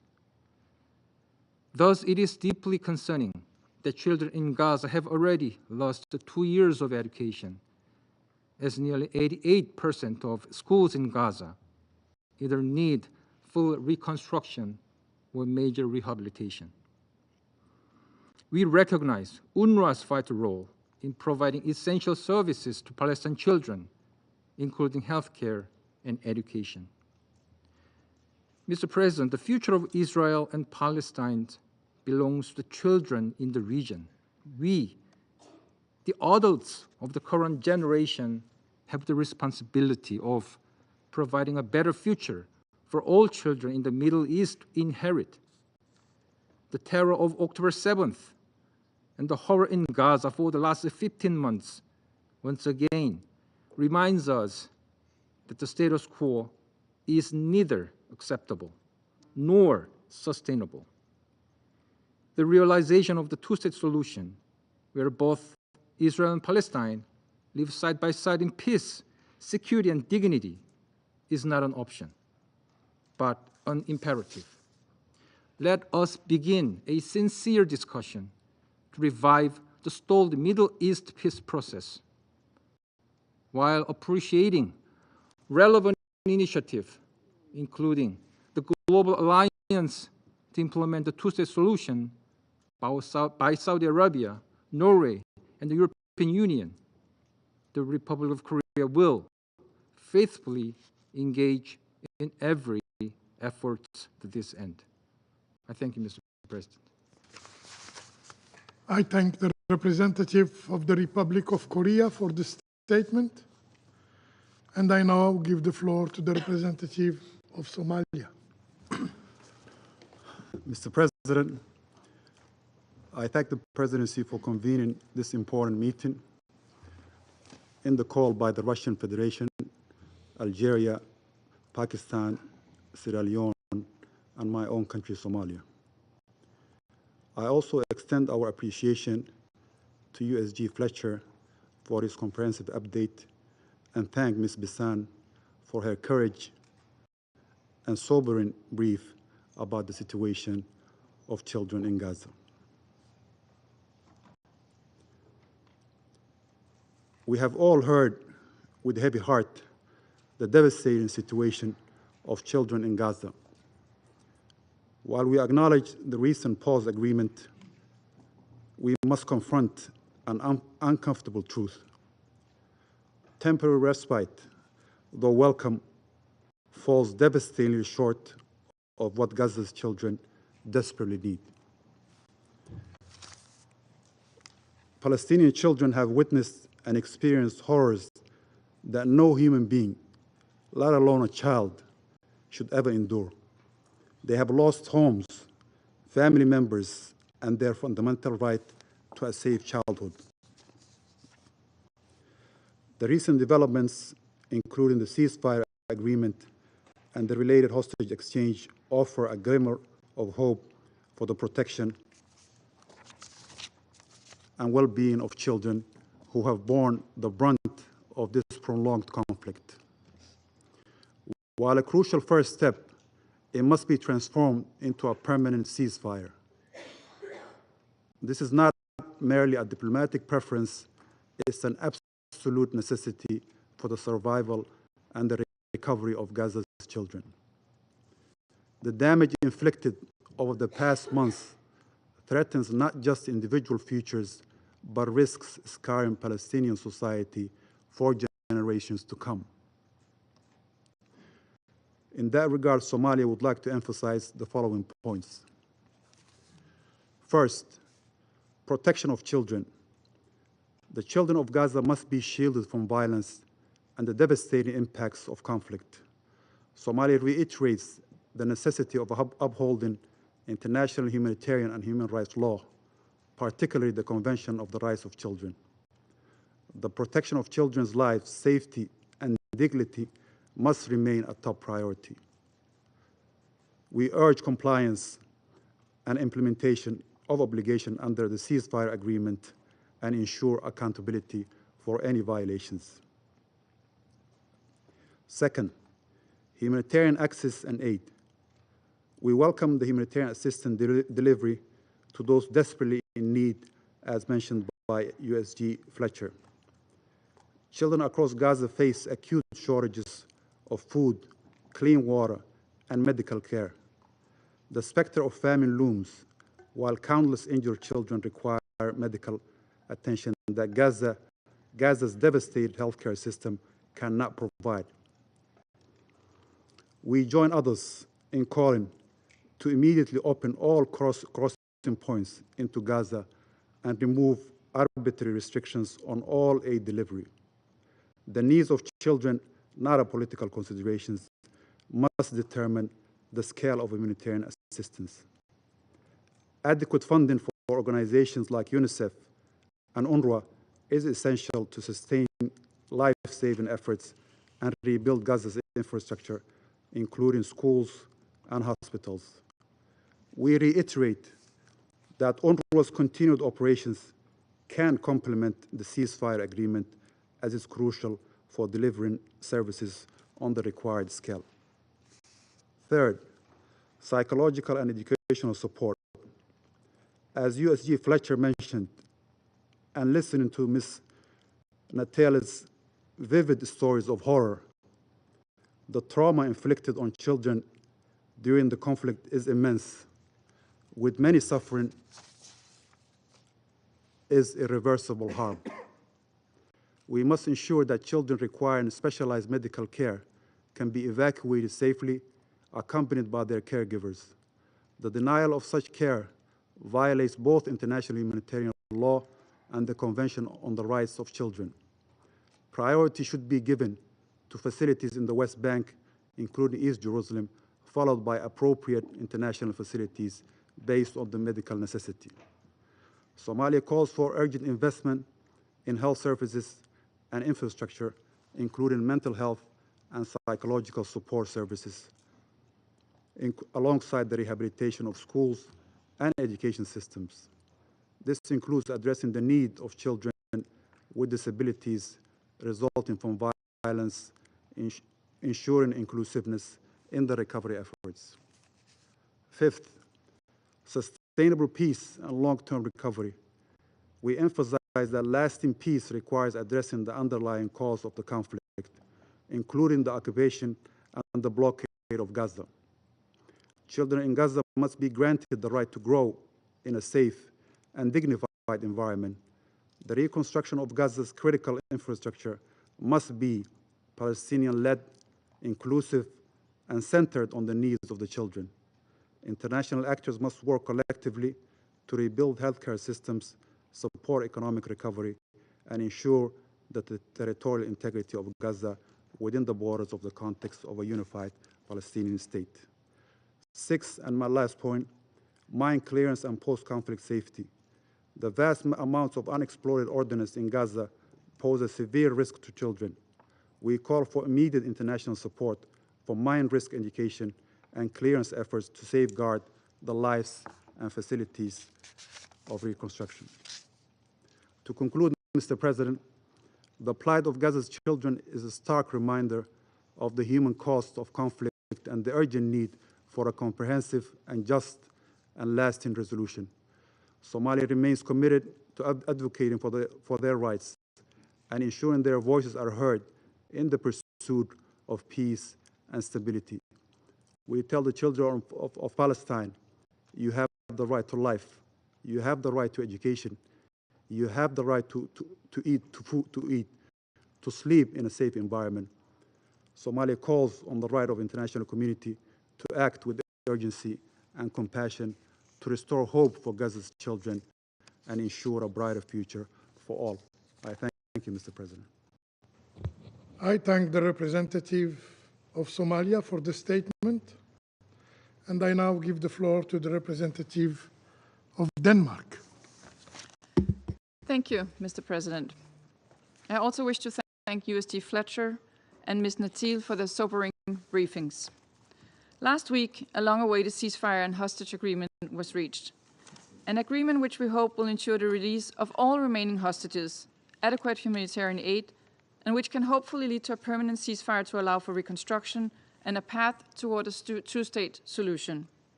We also hope that the ceasefire will provide a first step toward a safer future for children in Gaza, a chance for children to attend school without interruption, to play without fear, to once again hope for the future.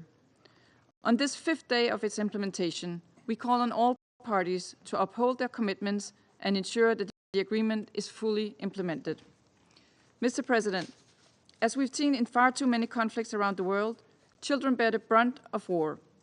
Last year, the occupied Palestinian territory was ranked as the deadliest place in the world for children, as children make up to close to half of those killed in Gaza. Those surviving face a grim reality and a lifetime of trauma. More than 34,000 children have been injured, and Gaza is home to the largest number of amputee children in modern history.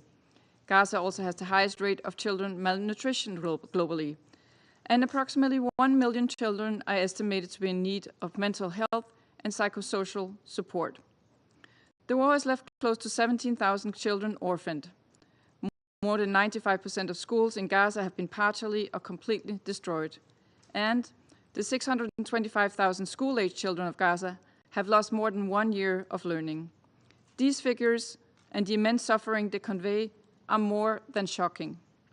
We remind all parties of their obligations to take all necessary precautions to protect civilians, not least the children, who count for almost half the population in Gaza. We remind that the schools must be protected and the civilian status respected. We once again call on all parties to the conflict to immediately end and prevent all 6 grave violations against children and ensure that there is accountability for those committed. Mr. President, Denmark remains deeply concerned by the catastrophic humanitarian situation in Gaza. With the ceasefire agreement in place, we must now see a surge in humanitarian assistance into and across Gaza, as well as the guaranteed safety for humanitarian workers. A key priority will be to get sufficient food, water, and medical supplies, as well as winter supplies to children and their families, restoring schools, and the physical and mental safety needed for children to be able to resume learning would be a Herculean task, but a task we need to undertake. At this critical moment, UNRWA remains the backbone of the wider humanitarian response in Gaza. It must be allowed to implement its full mandate, including on the delivery of essential services, including healthcare and education. Mr. President, we're waiting impatiently to finally see the release of the remaining child hostages brutally taken by and held by Hamas in a blatant violation of international humanitarian law. One, as young as 2 years old, knows no other world outside these dire conditions. We recall the need to ensure immediate release of all remaining hostages without conditions, and we call for humanitarian visits to all remaining hostages held by Hamas, as well as Palestinians held in Israeli detention. They are protected under the Fourth Geneva Convention, and ICRC delegates must be allowed to access to them wherever they may be. Mr. President, Palestinian and Israeli children alike deserve a brighter future, where they can live in peace without fear of losing their family or their lives. Building on the ceasefire agreement, we need to see tangible steps towards realizing a two-state solution with the State of Israel and an independent, democratic, contiguous, sovereign, and viable State of Palestine living side by side in peace, security, and mutual recognition. This is the only path to durable peace, a durable peace where children can dream beyond mere survival, envisioning lives full of possibility without the weight of war. This is the future of the children of Israel and Palestine need, the future they deserve. Thank you. I thank the representative of Denmark for the statement, and I now give the floor to the representative of Greece. Of Slovenia, I'm sorry. Thank you, Mr. President. I thank USG Fletcher and Ms. Natil for their powerful briefings. Children in Gaza have experienced unspeakable horrors. Many lost their families, their homes, their schools. Too many are missing, either lost, disappeared, detained, or buried. For too many are maimed or killed. Basically, all children in Gaza are traumatized for life. Like everywhere else, in Gaza, children are the future of Palestine.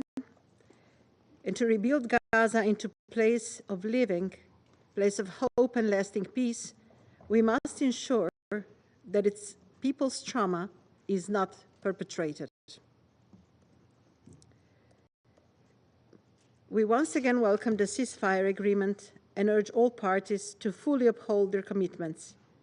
We must make sure that the ceasefire translates into lasting peace. Children of Gaza deserve this. Firstly, children in Gaza must be freed from deprivation.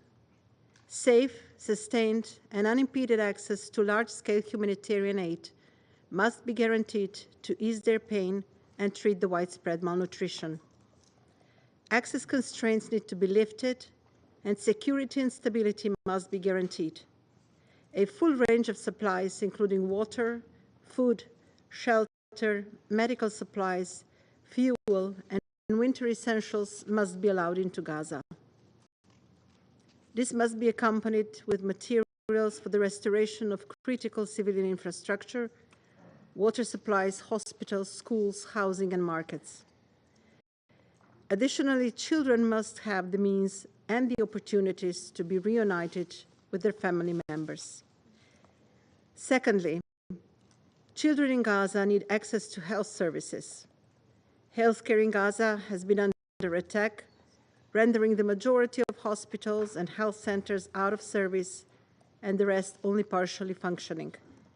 Such situation is leaving newborns and pregnant women without access to vital services of pre- and postnatal care so urgently needed in the beginning of a child's life. In face of the disproportionate impact of war on children Access to basic healthcare is crucial for their survival and development. This is not optional. It is an obligation of Israel as of the occupying power under the Convention of the Rights of the Child to protect every child's right to life, survival and development, health, and physical and psychological recovery. It must be guaranteed, including through medical evacuations. Whether facing hunger or acute malnutrition, amputations and war wounds, or lifelong trauma, children in Gaza need access to long-term specialist care, including prosthetic and assertive technologies and mental health services. As WHO underscored, life-changing injuries in Gaza require rehabilitation services now and for years to come. For years, Slovenia has been engaged in providing medical rehabilitation and psychosocial support to over 200 children from Gaza. Most recently, a group of 10 children was evacuated from Egypt in October. According to Save the Children, in 2024, an average of 15 children a day were left with potentially lifelong disabilities due to explosive weapons. We underline the urgent need to prevent any further injuries or death, including by clearing explosive remnants of war. Thirdly, we need to give these children an opportunity to build better lives for themselves. This generation of children is missing out on their second school year, with close to all of their schools being either damaged or destroyed. Education system must be rebuilt. It is essential to ensure children have access to safe spaces for learning, development, and play. No society could ever be successful without access to education. A rebuilt Gaza must stand on pillars of better opportunities. We therefore repeat the essential role of UNRWA in human development. Now is the time to strengthen the agency that offers basic services, not undermine it.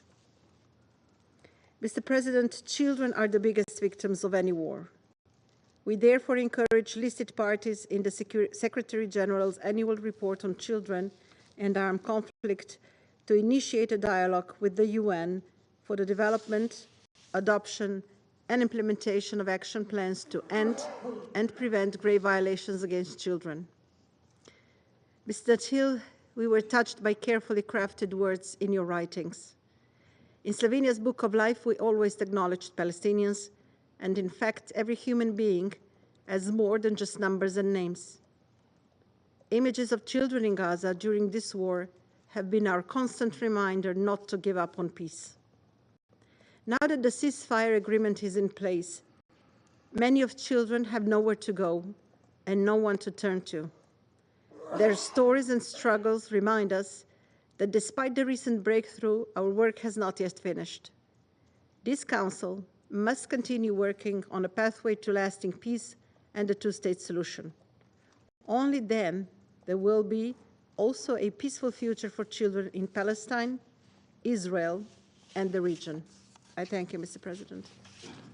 I thank the representative of Slovenia for the statement, and I now give the floor to the representative of Greece.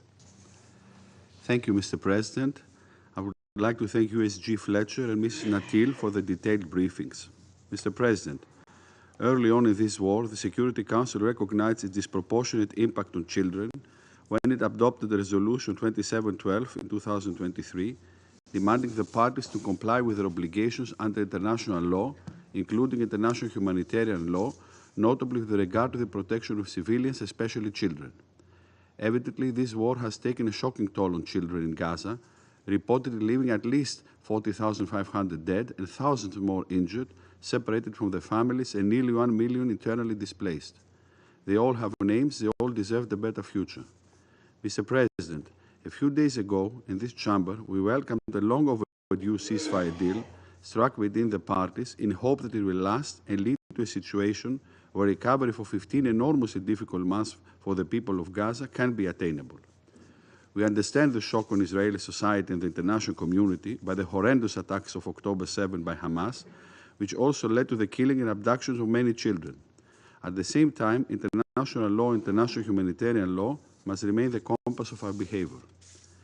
In this vein, we join our colleagues in asking the parties to adhere to the ceasefire deal and respect the provisions of international humanitarian law. We cannot but stress the importance of ensuring the protection of all civilians at all times, including humanitarian workers, in line with international humanitarian law. We also encourage parties listed in the Secretary General's report to engage with the United Nations on preventing violations committed against children. The suffering of civilians must come to an end. All crossings should be open for aid delivery that should come quickly and at scale to meet the urgent needs of a starving population. UNRWA's operations remain vital for the thousands of children in Gaza, stripped of their basic rights to safety, to healthcare, to education. There can be no day after scenario for the Gaza Strip without child-centered services. The valuable work of UNRWA and other international organizations like UNICEF cannot be overstated, and we proudly continue to support them. Mr. President, protection of children is central to our conscience as human beings. Greece has decided to actively take steps to alleviate the suffering of children in Gaza. This week, the first injured child from Gaza arrived in Greece through Romania for treatment, and my country will further offer treatment to several more injured children in Greek hospitals. The only long-term solution for the region is to revitalize the political process to pave the way for political horizon for a two-state solution, according to relevant Security Council resolutions, while recognizing the right of Israel to exist in peace and security. In the meantime, we call on all parties to refrain from actions that put children in danger. Attacks on children, coupled with hindered access to humanitarian aid, constitute grave violation of international humanitarian law and human rights law. Mr. President, in a world stuck in the cycle of violence, children are the world's hope and should be given hope. They should be allowed to reinvent a better world for all of us. I thank you. I thank the representative of Greece for the statement. I shall now make a statement in my capacity as the representative of Algeria. Dear colleagues, we extend our sincere thanks to USG Tom Fletcher and the civil society representative, Ms. Bisan Natil, for their sobering briefing. Bisan, your moving presentation was another testimony of the level of suffering that Gazans, in particular children, faced during more than 470 days of Israeli aggression. Be assured, Bisan, that the Algerian people will always support you and the Palestinian people. As President Tebboune said, and I quote, Algeria will never, never leave the Palestinian people alone until they enjoy their rights. Colleagues, a ceasefire has just been reached in Gaza, offering a glimmer of hope after a devastating 15 months of war, thanks to the mediation efforts of Egypt, Qatar, and the United States. At this moment, it is crucial to feel the distress of the population in Gaza, among which stand innocent children who witnessed atrocities to which no child should ever be subjected. Children are not responsible for the decisions made by adults, yet they are often the first victims of conflicts. This tragic reality is true across the globe, but in Gaza, the situation has reached unprecedented levels. These events that unfolded before our eyes were not merely a conflict. This was a war against children, a war against innocence. It is crucial to voice the suffering of Palestinian children who still endure the consequences of the deadly attacks on the civil population carried out by the Israeli occupying power for more than 15 months, 470 days. Attacks leading to astonishing figures.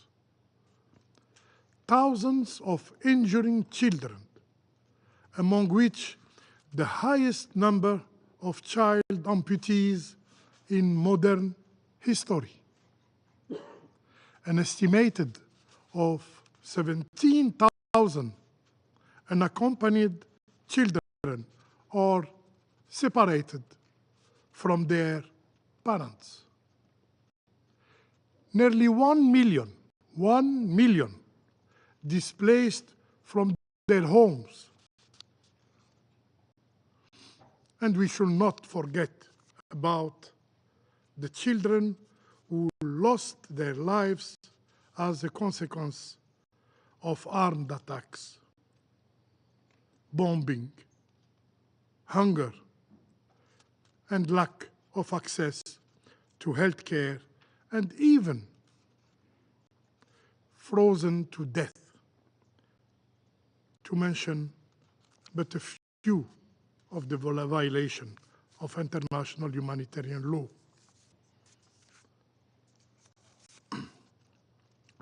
According to various NGOs, more than 18,000 children have been killed in Gaza, making up 44% of the victims. And real figures are surely higher, much higher. While the rubble is not fully cleared in Gaza, an estimated of 20,000 children are now reported as missing. These children, whose lives were brutally ended by Israeli attacks before they could bloom, will never have a chance to grow old. Their passing will leave an emptiness that cannot be filled in the lives and hearts of their family and loved ones. Colleagues, while Gaza is regaining calm, which we hope will lead to a permanent ceasefire and the withdrawal of the Israeli army, the situation there remains dire. The scale of destruction is immense.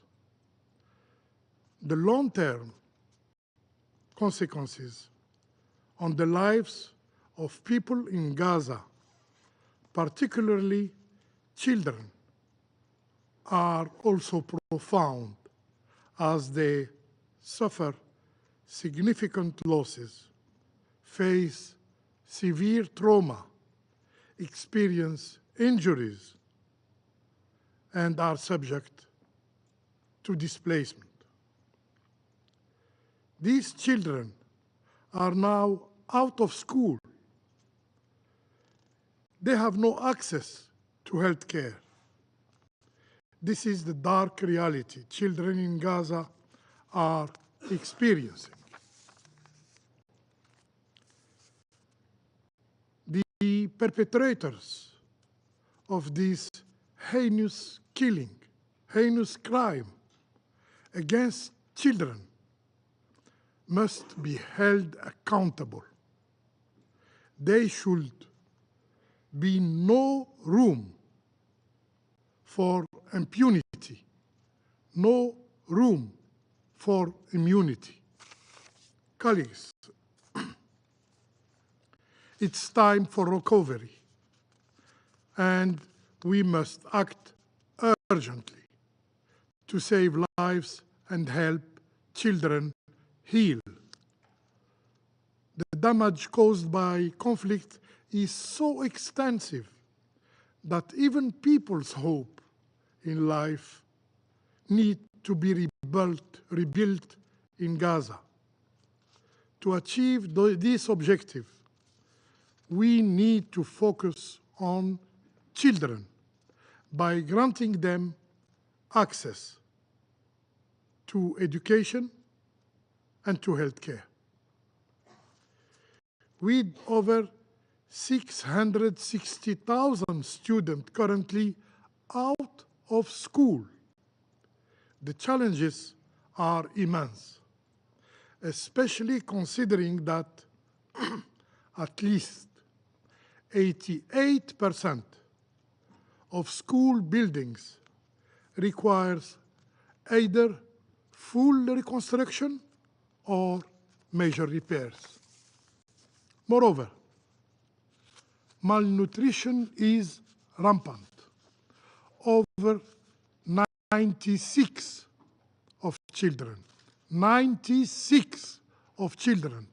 under 2 years old are not meeting their nutritional needs due to a lack of dietary diversity. This year, an estimated 60,000 children will need treatment for acute malnutrition. In addition, 1 million children are in urgent need of mental health and psychological support. These challenges are exacerbated by the fact that 84% of health facilities have been damaged or destroyed by the Israeli bombing. Dear colleagues, let me be clear. Overcoming these challenges requires the mobilization of humanitarian community. In this regard, UNRWA, the backbone of humanitarian action in Gaza, is vital, especially in the fields of healthcare and education. The agency is indispensable. The agency is irreplaceable. Attacking UNRWA in this critical period ruin reconstruction efforts and threaten the very presence of Palestinians in their land. The conflict in Gaza has exacted a heavy toll on Palestinian children, inflicting potentially irreversible harm. The consequences threaten not only their individual future, but the very fabric of Palestinian society for generations to come. We have to protect the needs and interests of present and future generations, as reflected in the commitment of our leaders. In the very first paragraph of the Pact of the Future. Colleagues, all human beings are born free and equal in dignity and rights. Children, regardless of where they are born, have the inalienable right to a dignified life, to education, and to a joyful, safe, and secure childhood. Children in Gaza should not be an exception. Children in Gaza should not be an exception. Let's unite our efforts for a better future for children in Gaza. I thank you. I resume my function as President of the Council. I now give the floor to the permanent observer of the observer state of Palestine. You have the floor, sir. السيد الرئيس، أتقدم بالشكر لروسيا مدعومة من الجزائر والباكستان والصومال وسيراليون على عقد هذا الاجتماع الهام لمناقشة وضع الأطفال الفلسطينيين في قطاع غزة وتسليط الضوء على معاناتهم وضرورة توفير الحماية والرعاية العاجلة لهم.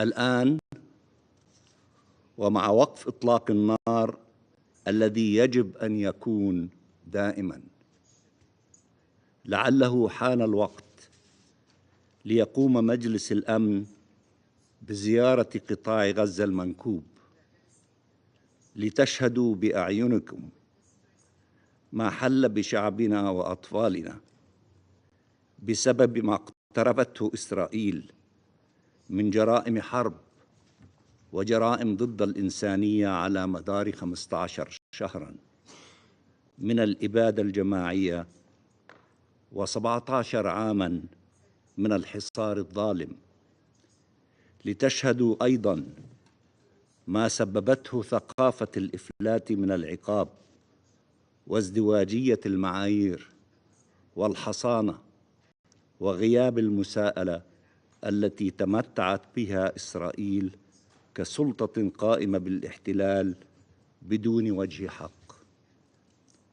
السيد الرئيس، اسمح لي أيضاً أن أتقدم بالشكر لممثل الأمين العام للشؤون الإنسانية السيد توم فليتشر على إحاطته الشاملة، ونعبر عن شكرنا لكل طواقم الأمم المتحدة العاملة على الأرض لتقديم الإغاثة لشعبنا. أما لبيسان نتيل،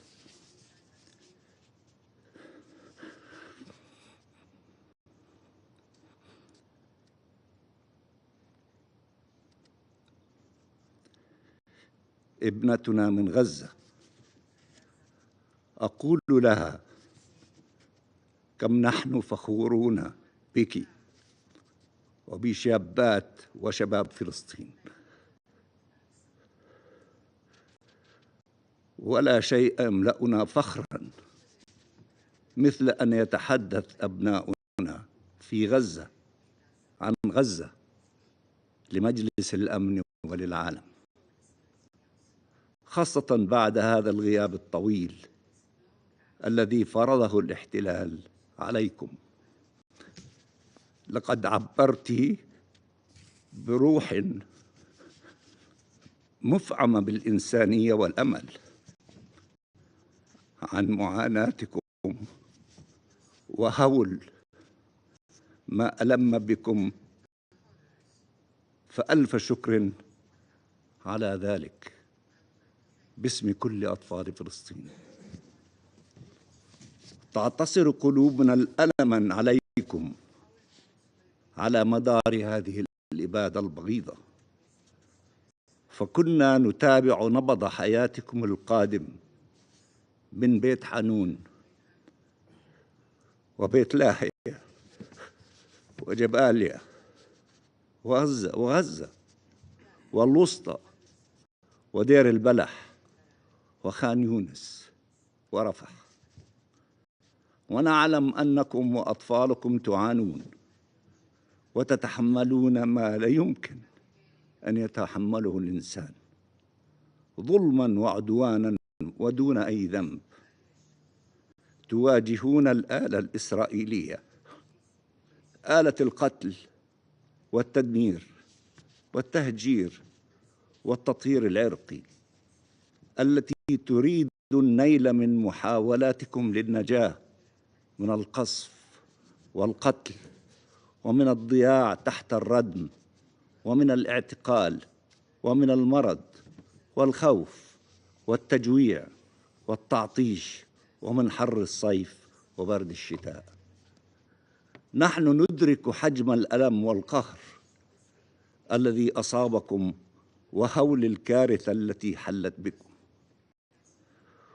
وآثارها التي لا نشفى منها كشعب، ولكننا ندرك أيضا صلابة عزيمتكم وإصراركم للعودة إلى الحياة ومقاومة الموت الذي يتربص بكم من كل جانب.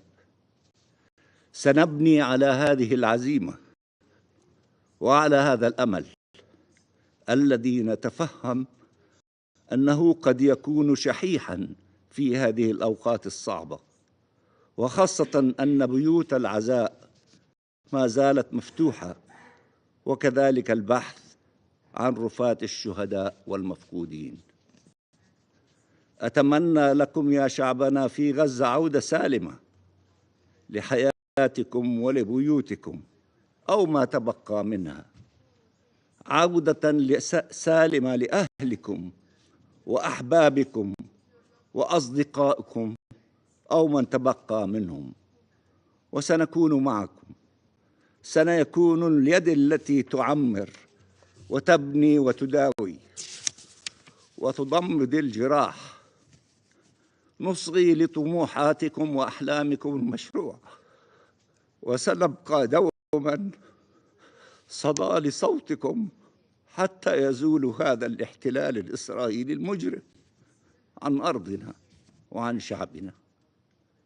وفي هذا الصدد أيها السيد الرئيس، نجدد التأكيد على استعداد وجاهزية الحكومة الفلسطينية لتولي مسؤولياتها الحكومية في قطاع غزة إلى جانب الضفة الغربية، وتقديم الخدمات الإغاثية والتنموية لشعبنا في القطاع الذي يعتبر جزء لا يتجزأ من أرض دولة فلسطين، وذلك وفق خطة الحكومة للإغاثة والإنعاش المبكر والاستجابة الطارئة لقطاع غزة التي قدمها رئيس الوزراء دكتور محمد مصطفى لسيادة الرئيس محمود عباس، والتي تشمل ضمان عودة آمنة للنازحين إلى أماكن سكنهم، وتوفير العلاج للجرحى والمرضى، وإعادة التأهيل لذوي الاحتياجات الخاصة،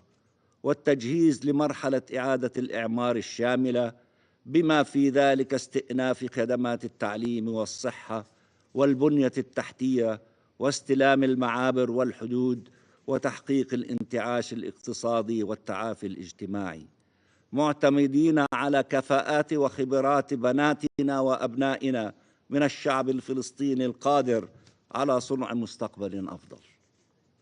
وهنا لا بد من مطالبة الاحتلال الإسرائيلي بالإفراج الفوري عن آلاف الكوادر الفلسطينية الطبية والصحفية والأكاديمية، والذين اختطفتهم من قطاع غزة، والذين يتعرضون لأشد أنواع التعذيب في مراكز التعذيب الإسرائيلية. فلا يمكن أن تتعافى غزة دون عودة أبنائها الذين خطفتهم إسرائيل من قطاع غزة، كالدكتور حسام أبو صفية والدكتور أحمد مهنا وغيرهم من الكوادر والطواقم الفنية. كما نتطلع للتعاون وتنسيق الجهود مع الدول الشقيقة والصديقة في جميع المجالات لتقديم العون والمساعدة لشعبنا، ونؤكد على دور الأمم المتحدة بما في ذلك الدور الرئيسي لوكالة الأونروا الذي لا غنى عنه، خاصة في هذه المرحلة الدقيقة، ما يتطلب ضرورة إجبار الاحتلال الإسرائيلي على عدم عرقلة عملياتها في الأرض الفلسطينية المحتلة بما فيها القدس الشرقية.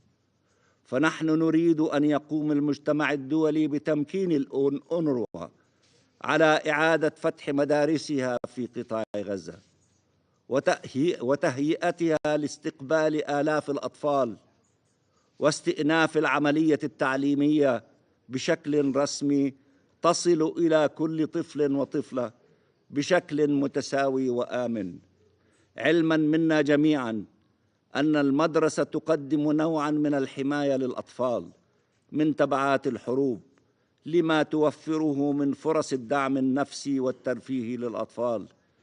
فلا يمكننا الانتظار، وعلينا البدء فورا باستئناف التعليم على كافة مستوياته في قطاع غزة. سيد الرئيس، لقد شنت إسرائيل غاراتها على منازل المدنيين في غزة دون تمييز، وعلى نحو القصف السجادي، مستخدمة مئات الأطنان من القنابل، ما أسفر عن مقتل ما يزيد عن 17,000 طفل، وفقدان نحو 20,000 تحت أنقاض منازلهم أو ملاجئهم أو في المقابر الجماعية، وإصابة عشرات الآلاف من الأطفال بالحروق والجروح الدائمة بما في ذلك بتر أطرافهم، وتركت آلاف أيتاماً. كما حاصرت إسرائيل القطاع وفرضت عليه سياسة التجويع كسلاح حرب، ومنعت وصول وتوزيع المساعدات الإغاثية والطبية للمدنيين هناك، في انتهاك لكل المعايير الأخلاقية والقانونية والسياسية بما في ذلك قرارات مجلس الأمن ذات الصلة. وفي الضفة الغربية تأتي إسرائيل بمدرعاتها العسكرية إلى أطفالنا، إلى بيوتهم ومدارسهم وشوارعهم وحاراتهم، تقتلهم وتعتقلهم. يتمدد هذا الاحتلال وإرهاب مستوطنيه في كل مدينة وفي كل شارع، في جنين ومخيمها، وفي طول كرم، وفي نابلس، وفي رام الله وقلقيلية وبيت لحم والخليل، يهدم ويهجر ويقصف ويعتقل ويحرق ويخرب وينهب ويستوطن، في انتهاك صارخ للقوانين والمواثيق الدولية دون أي رادع أو عقاب. وإننا نطالب بإبقاء قوات جيش الاحتلال الإسرائيلي على قائمة الأمم المتحدة لمنتهكي حقوق الطفل في النزاعات المسلحة، حتى يكف هذا الاحتلال عن ارتكاب جرائمه ضد أطفالنا. كما نطالب الدول بحظر إرسال الأسلحة لجيش الاحتلال الإسرائيلي لإجباره على الالتزام بالقانون الدولي وتحقيق الحماية لأطفالنا. فلا يمكننا أن نقبل أن يكون هذا مصيرنا، كما لا يمكننا أن نقبل أن يكون مصير أطفالنا إما مقبرة في قطاع غزة أو معتقلاً في الضفة الغربية. تهجيرا في القدس الشرقية، ولا يعقل أن يعيش أطفالنا اليوم قسوة الحياة التي عشناها في طفولتنا بسبب الاحتلال الإسرائيلي الممتد على مدى هذه العقود من الزمن دون أي أفق لنهايته. على دوامة العنف هذه أن تنتهي فوراً، وعلى هذا الاحتلال الذي يسرق منا الطفولة ويسرق منا الشباب ويسرق منا الحياة أن ينتهي فوراً. آن الأوان لنا ولأطفالنا أن نعيش حياة خالية من الاحتلال الإسرائيلي وعدوانه، وآن الأوان لأن يأتي جيلاً فلسطينياً لا يعرف الحياة تحت الاحتلال. آن الأوان لأن تتوقف الحرب بلا عودة وأن ينتهي الحصار بلا رجعة. آن الأوان للإفراج عن كافة أطفالنا الفلسطينيين الذين تحتجزهم إسرائيل في مراكز التعذيب والاعتقال الإسرائيلية، وضمان ألا تقوم إسرائيل بإعادة احتجازهم. وآن الأوان لأطفالنا الجرحى والمرضى الحصول على العلاج والعناية الطبية اللازمة، خاصة الذين فقدوا أطرافهم والذين هم بحاجة للأطراف الصناعية وإعادة التأهيل والتأقلم مع الحياة الجديدة التي فرضت عليهم.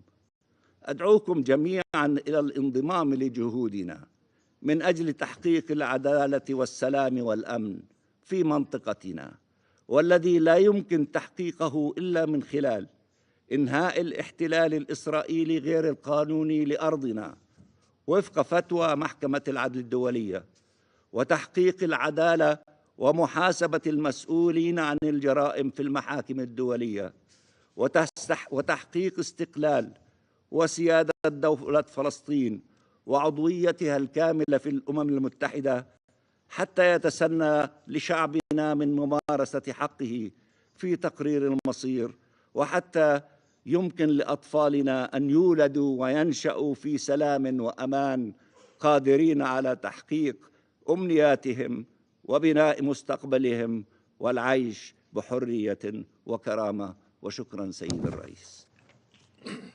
I thank the representative of the observer state of Palestine for his statement. The President of the Security Council gives the floor to the representative of Israel. Mr. Benjamin, before I begin, I have noticed that when you give the floor to any member state, you just say that you give them the floor. But when it comes to Israel, you say, and I quote, the presidency or the president gives the floor. I don't understand what is the reasoning for that, and maybe you can let me know why you make that distinction between Israel and any other member state that appears in front of this council.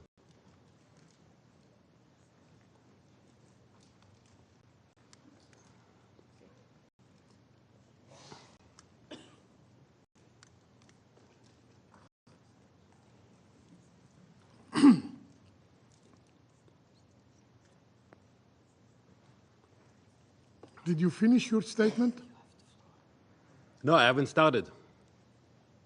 I just wanted to know why you make the distinction when you give me the floor for the last months, since you are the president of the Security Council, and I thought it was a mistake, but now I saw that it's not a mistake, and there's something behind it.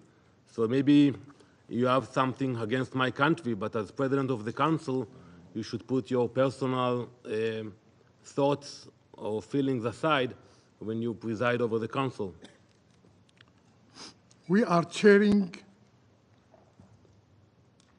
this council, and the presidency of the Security Council gives the floor to the representative of Israel.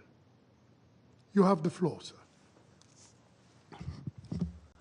Esteemed colleagues, I must first ask, has this council ever paused to consider the plight of Israeli children?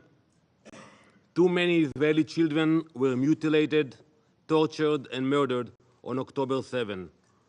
Innocent lives stolen by the brutality of Hamas terrorists. 30 children were kidnapped from their homes, ripped from their families, and taken into the depths of Hamas's terror tunnels. Tens of thousands of Israeli children have been displaced, their homes destroyed, their schools closed, their lives shattered. No one at the UN nor any of its agencies have said enough about them, let alone lifted a finger to help them. And what about the children who have spent their formative years under the constant stream of Hamas rocket fire?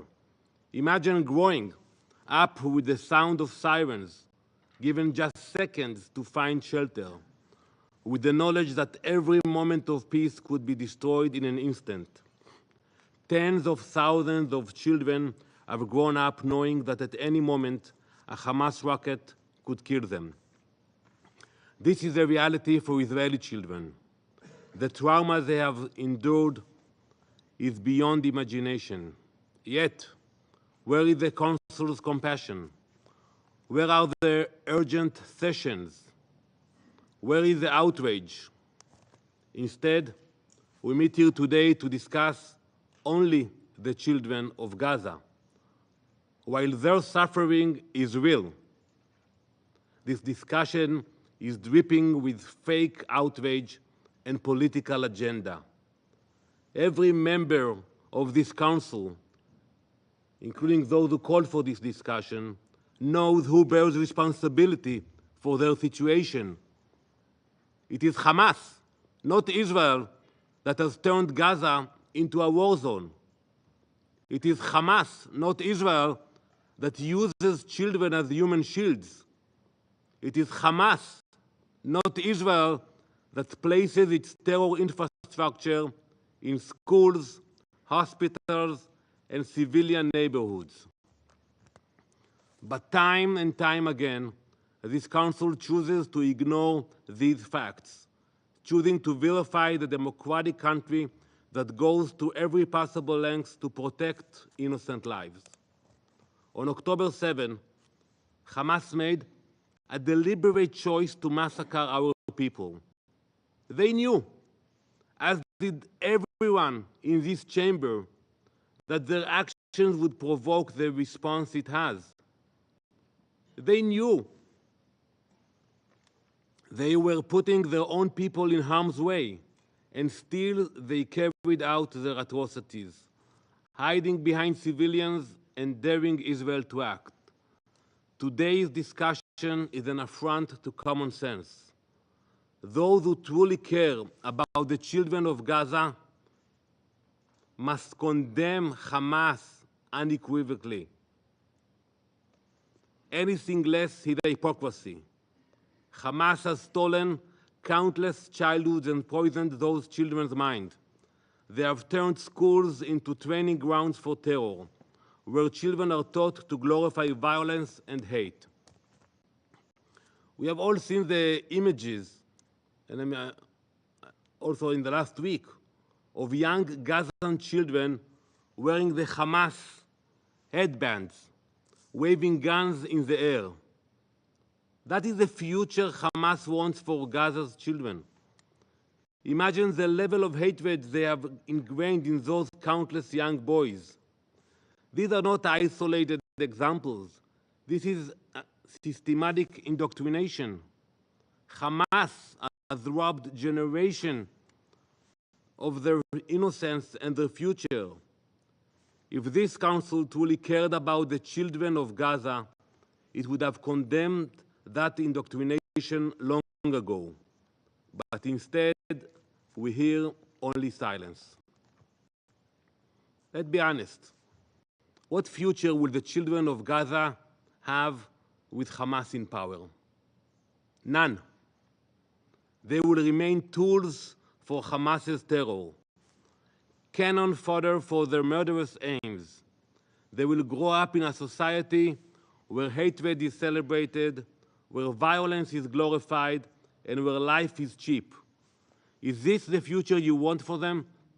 Because it is the future you enable when you refuse to hold Hamas accountable.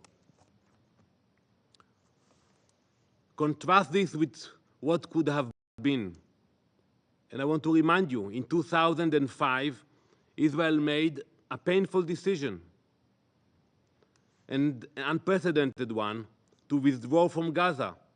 We removed every single Israeli citizen and soldier, so-called settlements, settler, occupation, blockade, you name it as much as you want. We moved all of them, uprooting entire communities in the hope of giving the Palestinians a chance at peace and prosperity. We left everything there, entire communities. What did Hamas do with this opportunity? They turned Gaza into the world's largest terror base, diverting resources meant for the people and their needs to build rockets and tunnels. They could have created a thriving future. You all speak about the future for the children. They had the opportunity, a Singapore on the Mediterranean. Instead, they chose destruction. The children of Gaza could have had a future filled with opportunity. Instead, they are trapped in a cycle of violence and despair, all because of Hamas, not because of Israel. Israel's commitment to minimizing harm to civilians is unmatched. We take extraordinary measures to protect innocent lives. Even when Hamas makes it nearly impossible, we put our own soldiers at greater risk to spare lives on the other side. Yet Hamas exploits this humanity, embedding themselves deeper among civilians, using their homes as bunkers, their schools as weapon stores, and their hospitals as command centers. This is not a moral equivalence. This is a moral abomination. So I ask this Council today, if you truly care about the children of Gaza, why do you remain silent in the face of such evil? Why do you not demand an end to Hamas's indoctrination and exploitation of children? Why do you not support efforts to dismantle their terror network and free Gaza from Hamas's grip? Algeria, you speak so highly. You want Hamas to stay? There will be no future for the kids of Gaza. If you genuinely care about the children of Gaza, you would join Israel in working to create a future of hope, not hate. That future is possible, but only if Hamas is removed from power.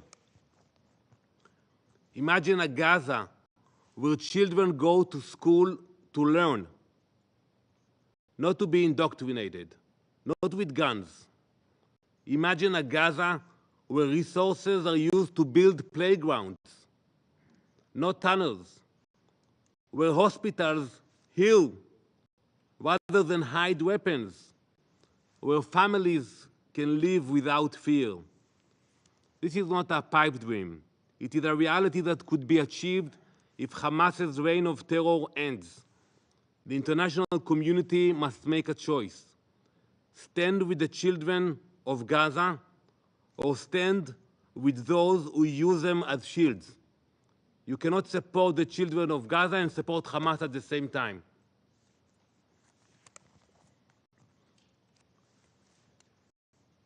By refusing to confront the truth about Hamas, the Council is not just failing Israel or the children of Gaza, you are failing humanity. This Council was created to uphold peace and justice, but if this inaction continues, terror will continue to flourish.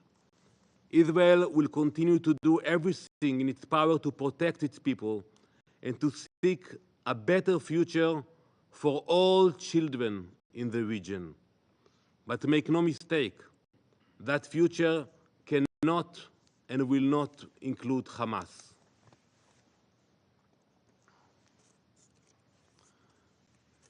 Colleagues, perhaps you have forgotten about little Kfir Bivas, but I promise you we haven't.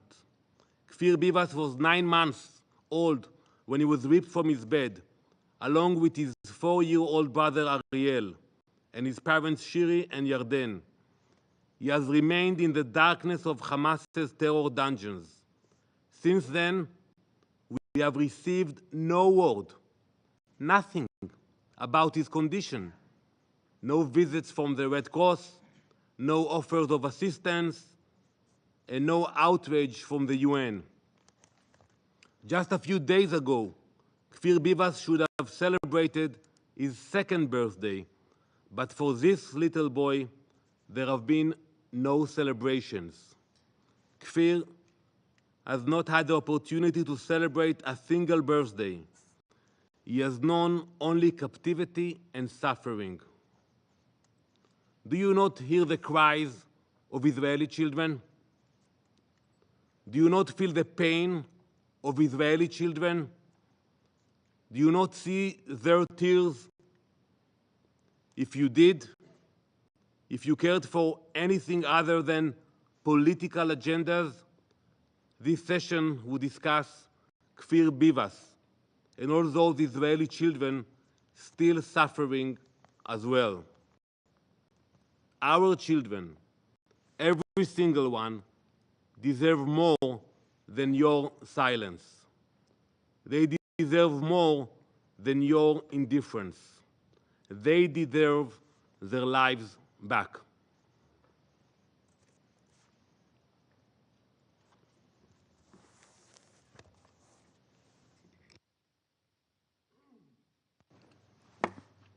The presidency of the Security Council thanks the representative of Israel for the statement.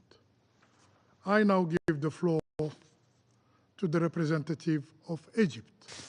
خالص الشكر سيد رئيس مجلس الأمن. كل الشكر لكم ولكل من طلب عقد هذه الإحاطة الهامة. كل التقدير لوكيل السكرتير العام توم فليتشر والأخت العزيزة بيسان على إحاطتها الوافية والدقيقة. يشرفني إلقاء كلمة المجموعة العربية السيد الرئيس، وأتقدم لكم مجددا بالشكر على عقد هذه الجلسة لمناقشة وضع الأطفال في قطاع غزة على ضوء عدوان إسرائيل الذي نجحت جهود الوساطة المكثفة لمصر وقطر والولايات المتحدة بالصعوبة في التوصل لاتفاق إيقافه وإنقاذ المدنيين، وما زلنا نأمل في تنفيذه بالكامل لإنهاء معاناة أشقائنا الفلسطينيين. سيد الرئيس، سادة أعضاء مجلس الأمن، نتحدث إليكم بقلوب مثقلة مهمومة عن قضية هي الأكثر اعتصارا لقلوبنا، عن قضية أبنائنا في قطاع غزة الذين شهدوا أبشع تجربة يمكن أن يمر بها طفل. نتحدث إليكم بألم بل وعدم استيعاب عن سبب حاجتنا أصلا لتفسير عدالة وإنسانية قضية أطفالنا الفلسطينيين، بينما ترونها جميعا ماثلة أمامكم على الشاشات. سيد الرئيس، تخبرنا التقارير الأممية وتقارير المنظمات الدولية عن العديد من الأهوال لا يتسع المجال لذكرها جميعا. تخبرنا عن تحول غزة لمقبرة للأطفال، وعن وصول عدد الأطفال القتلى في حده الأدنى لأكثر من 7,000 طفل شهيد، يمثلون حالما أضفنا النساء والفتيات إليهم نسبة 70% من عدد الشهداء في غزة. 70%، وهو ما يفوق العدد الذي سقط في أي نزاع آخر خلال فترة مماثلة على مدار العقدين الماضيين، وعن آلاف الأطفال المفقودين والمهجرين والأيتام، بعضهم وحيدا دون أي فرد من أفراد أسرهم، وعن وصول عدد الأطفال مبتوري الأطراف نسبة إلى عدد السكان في غزة لأعلى معدل في العالم، أعلى معدل في العالم، وعن موت بسبب المجاعة ونقص الدواء والبرد القارس نتيجة القيود الإسرائيلية التي فرضت على المساعدات الإنسانية، وعن ضياع أكثر من عام دراسي كامل من عمر هؤلاء الأطفال، وعن حرمان كامل من الرعاية الصحية، وعن تهجير وحصار وتدمير للمنشآت التعليمية والصحية. سيد الرئيس، تعرض أطفال غزة لأهوال لا مثيل لها لسبب بسيط، لأنهم فلسطينيون وقعوا تحت الاحتلال الإسرائيلي الغاشم، تعرضوا لفظائع لا يمكن محوها من ذاكرتهم، وربما لا يمكن علاج تداعياتها الصحية والنفسية. دفع إسرائيل الدائم هو تحرير الرهائن، ونحن نسألكم جميعا كيف تكون مقتلة الأطفال بهذا الشكل وبهذه المعدلات سبيلا ووسيلة.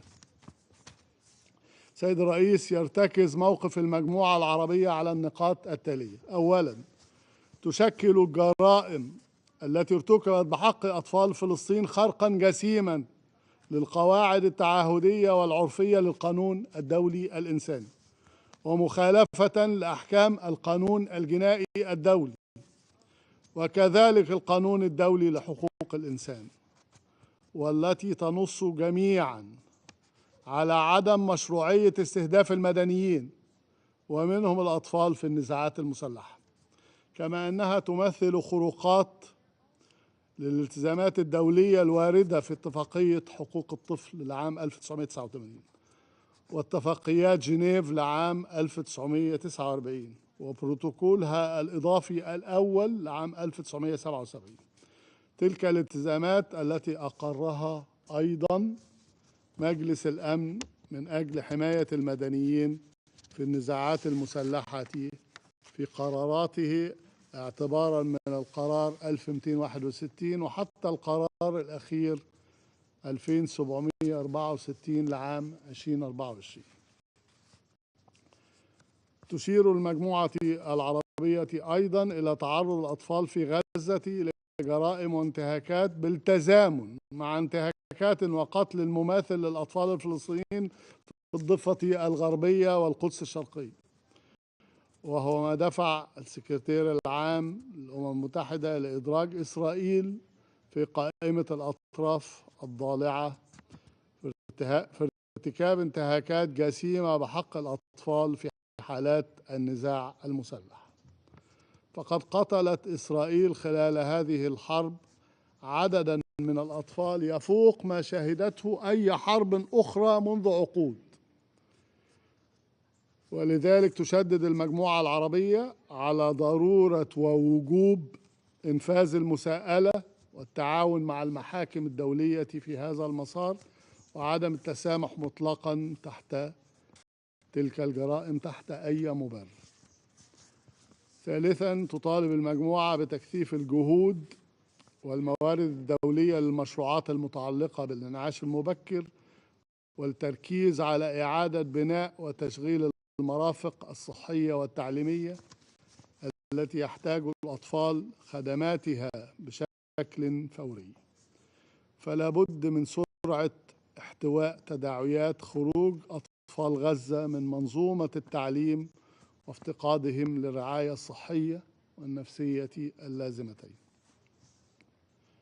رابعا، تشدد المجموعة على الدور المحوري غير القابل للاستبدال لوكالة الأونروا في تقديم الخدمات للأطفال الفلسطينيين، خاصة في مجالات التعليم والصحة وتقديم الدعم الإنساني.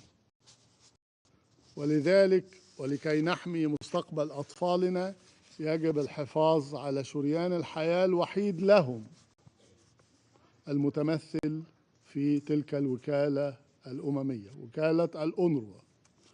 خامساً وأخيراً، الحل الوحيد لمستقبل أفضل لهؤلاء الأطفال رجال ونساء المستقبل في فلسطين يكمن في مساواتهم بغيرهم من شعوب الأرض، وإنهاء الاحتلال البغيض المفروض عليهم كي يتوقف الاستهداف المستمر بحقهم طوال العقود الماضية، ولكي يعيشوا في دولتهم المستقلة على حدود 4 يونيو العام 1967 وعاصمتها القدس الشرقية. سيد الرئيس، سادة أعضاء مجلس الأمن، لا نملك في ختام كلمتنا سوى الاعتذار لأطفالنا الفلسطينيين، الاعتذار لبيسان. لقد حاولنا جاهدين بكل ما نملك من سبل وقف هذه الحرب الجائرة. نأمل أن يكون مستقبل هذا الجيل من الأطفال الفلسطينيين أفضل من ماضيه وحاضره، ولعله يكون هو الجيل الذي ولد من رحم المعاناة ليكون أول من يحيا في دولته المستقل. ولهذا الهدف النبيل سنعمل بكل طاقاتنا. كل الشكر سيد الرئيس. I thank the representative of Egypt for the statement. There are no more names inscribed on the list of speakers. The meeting is adjourned.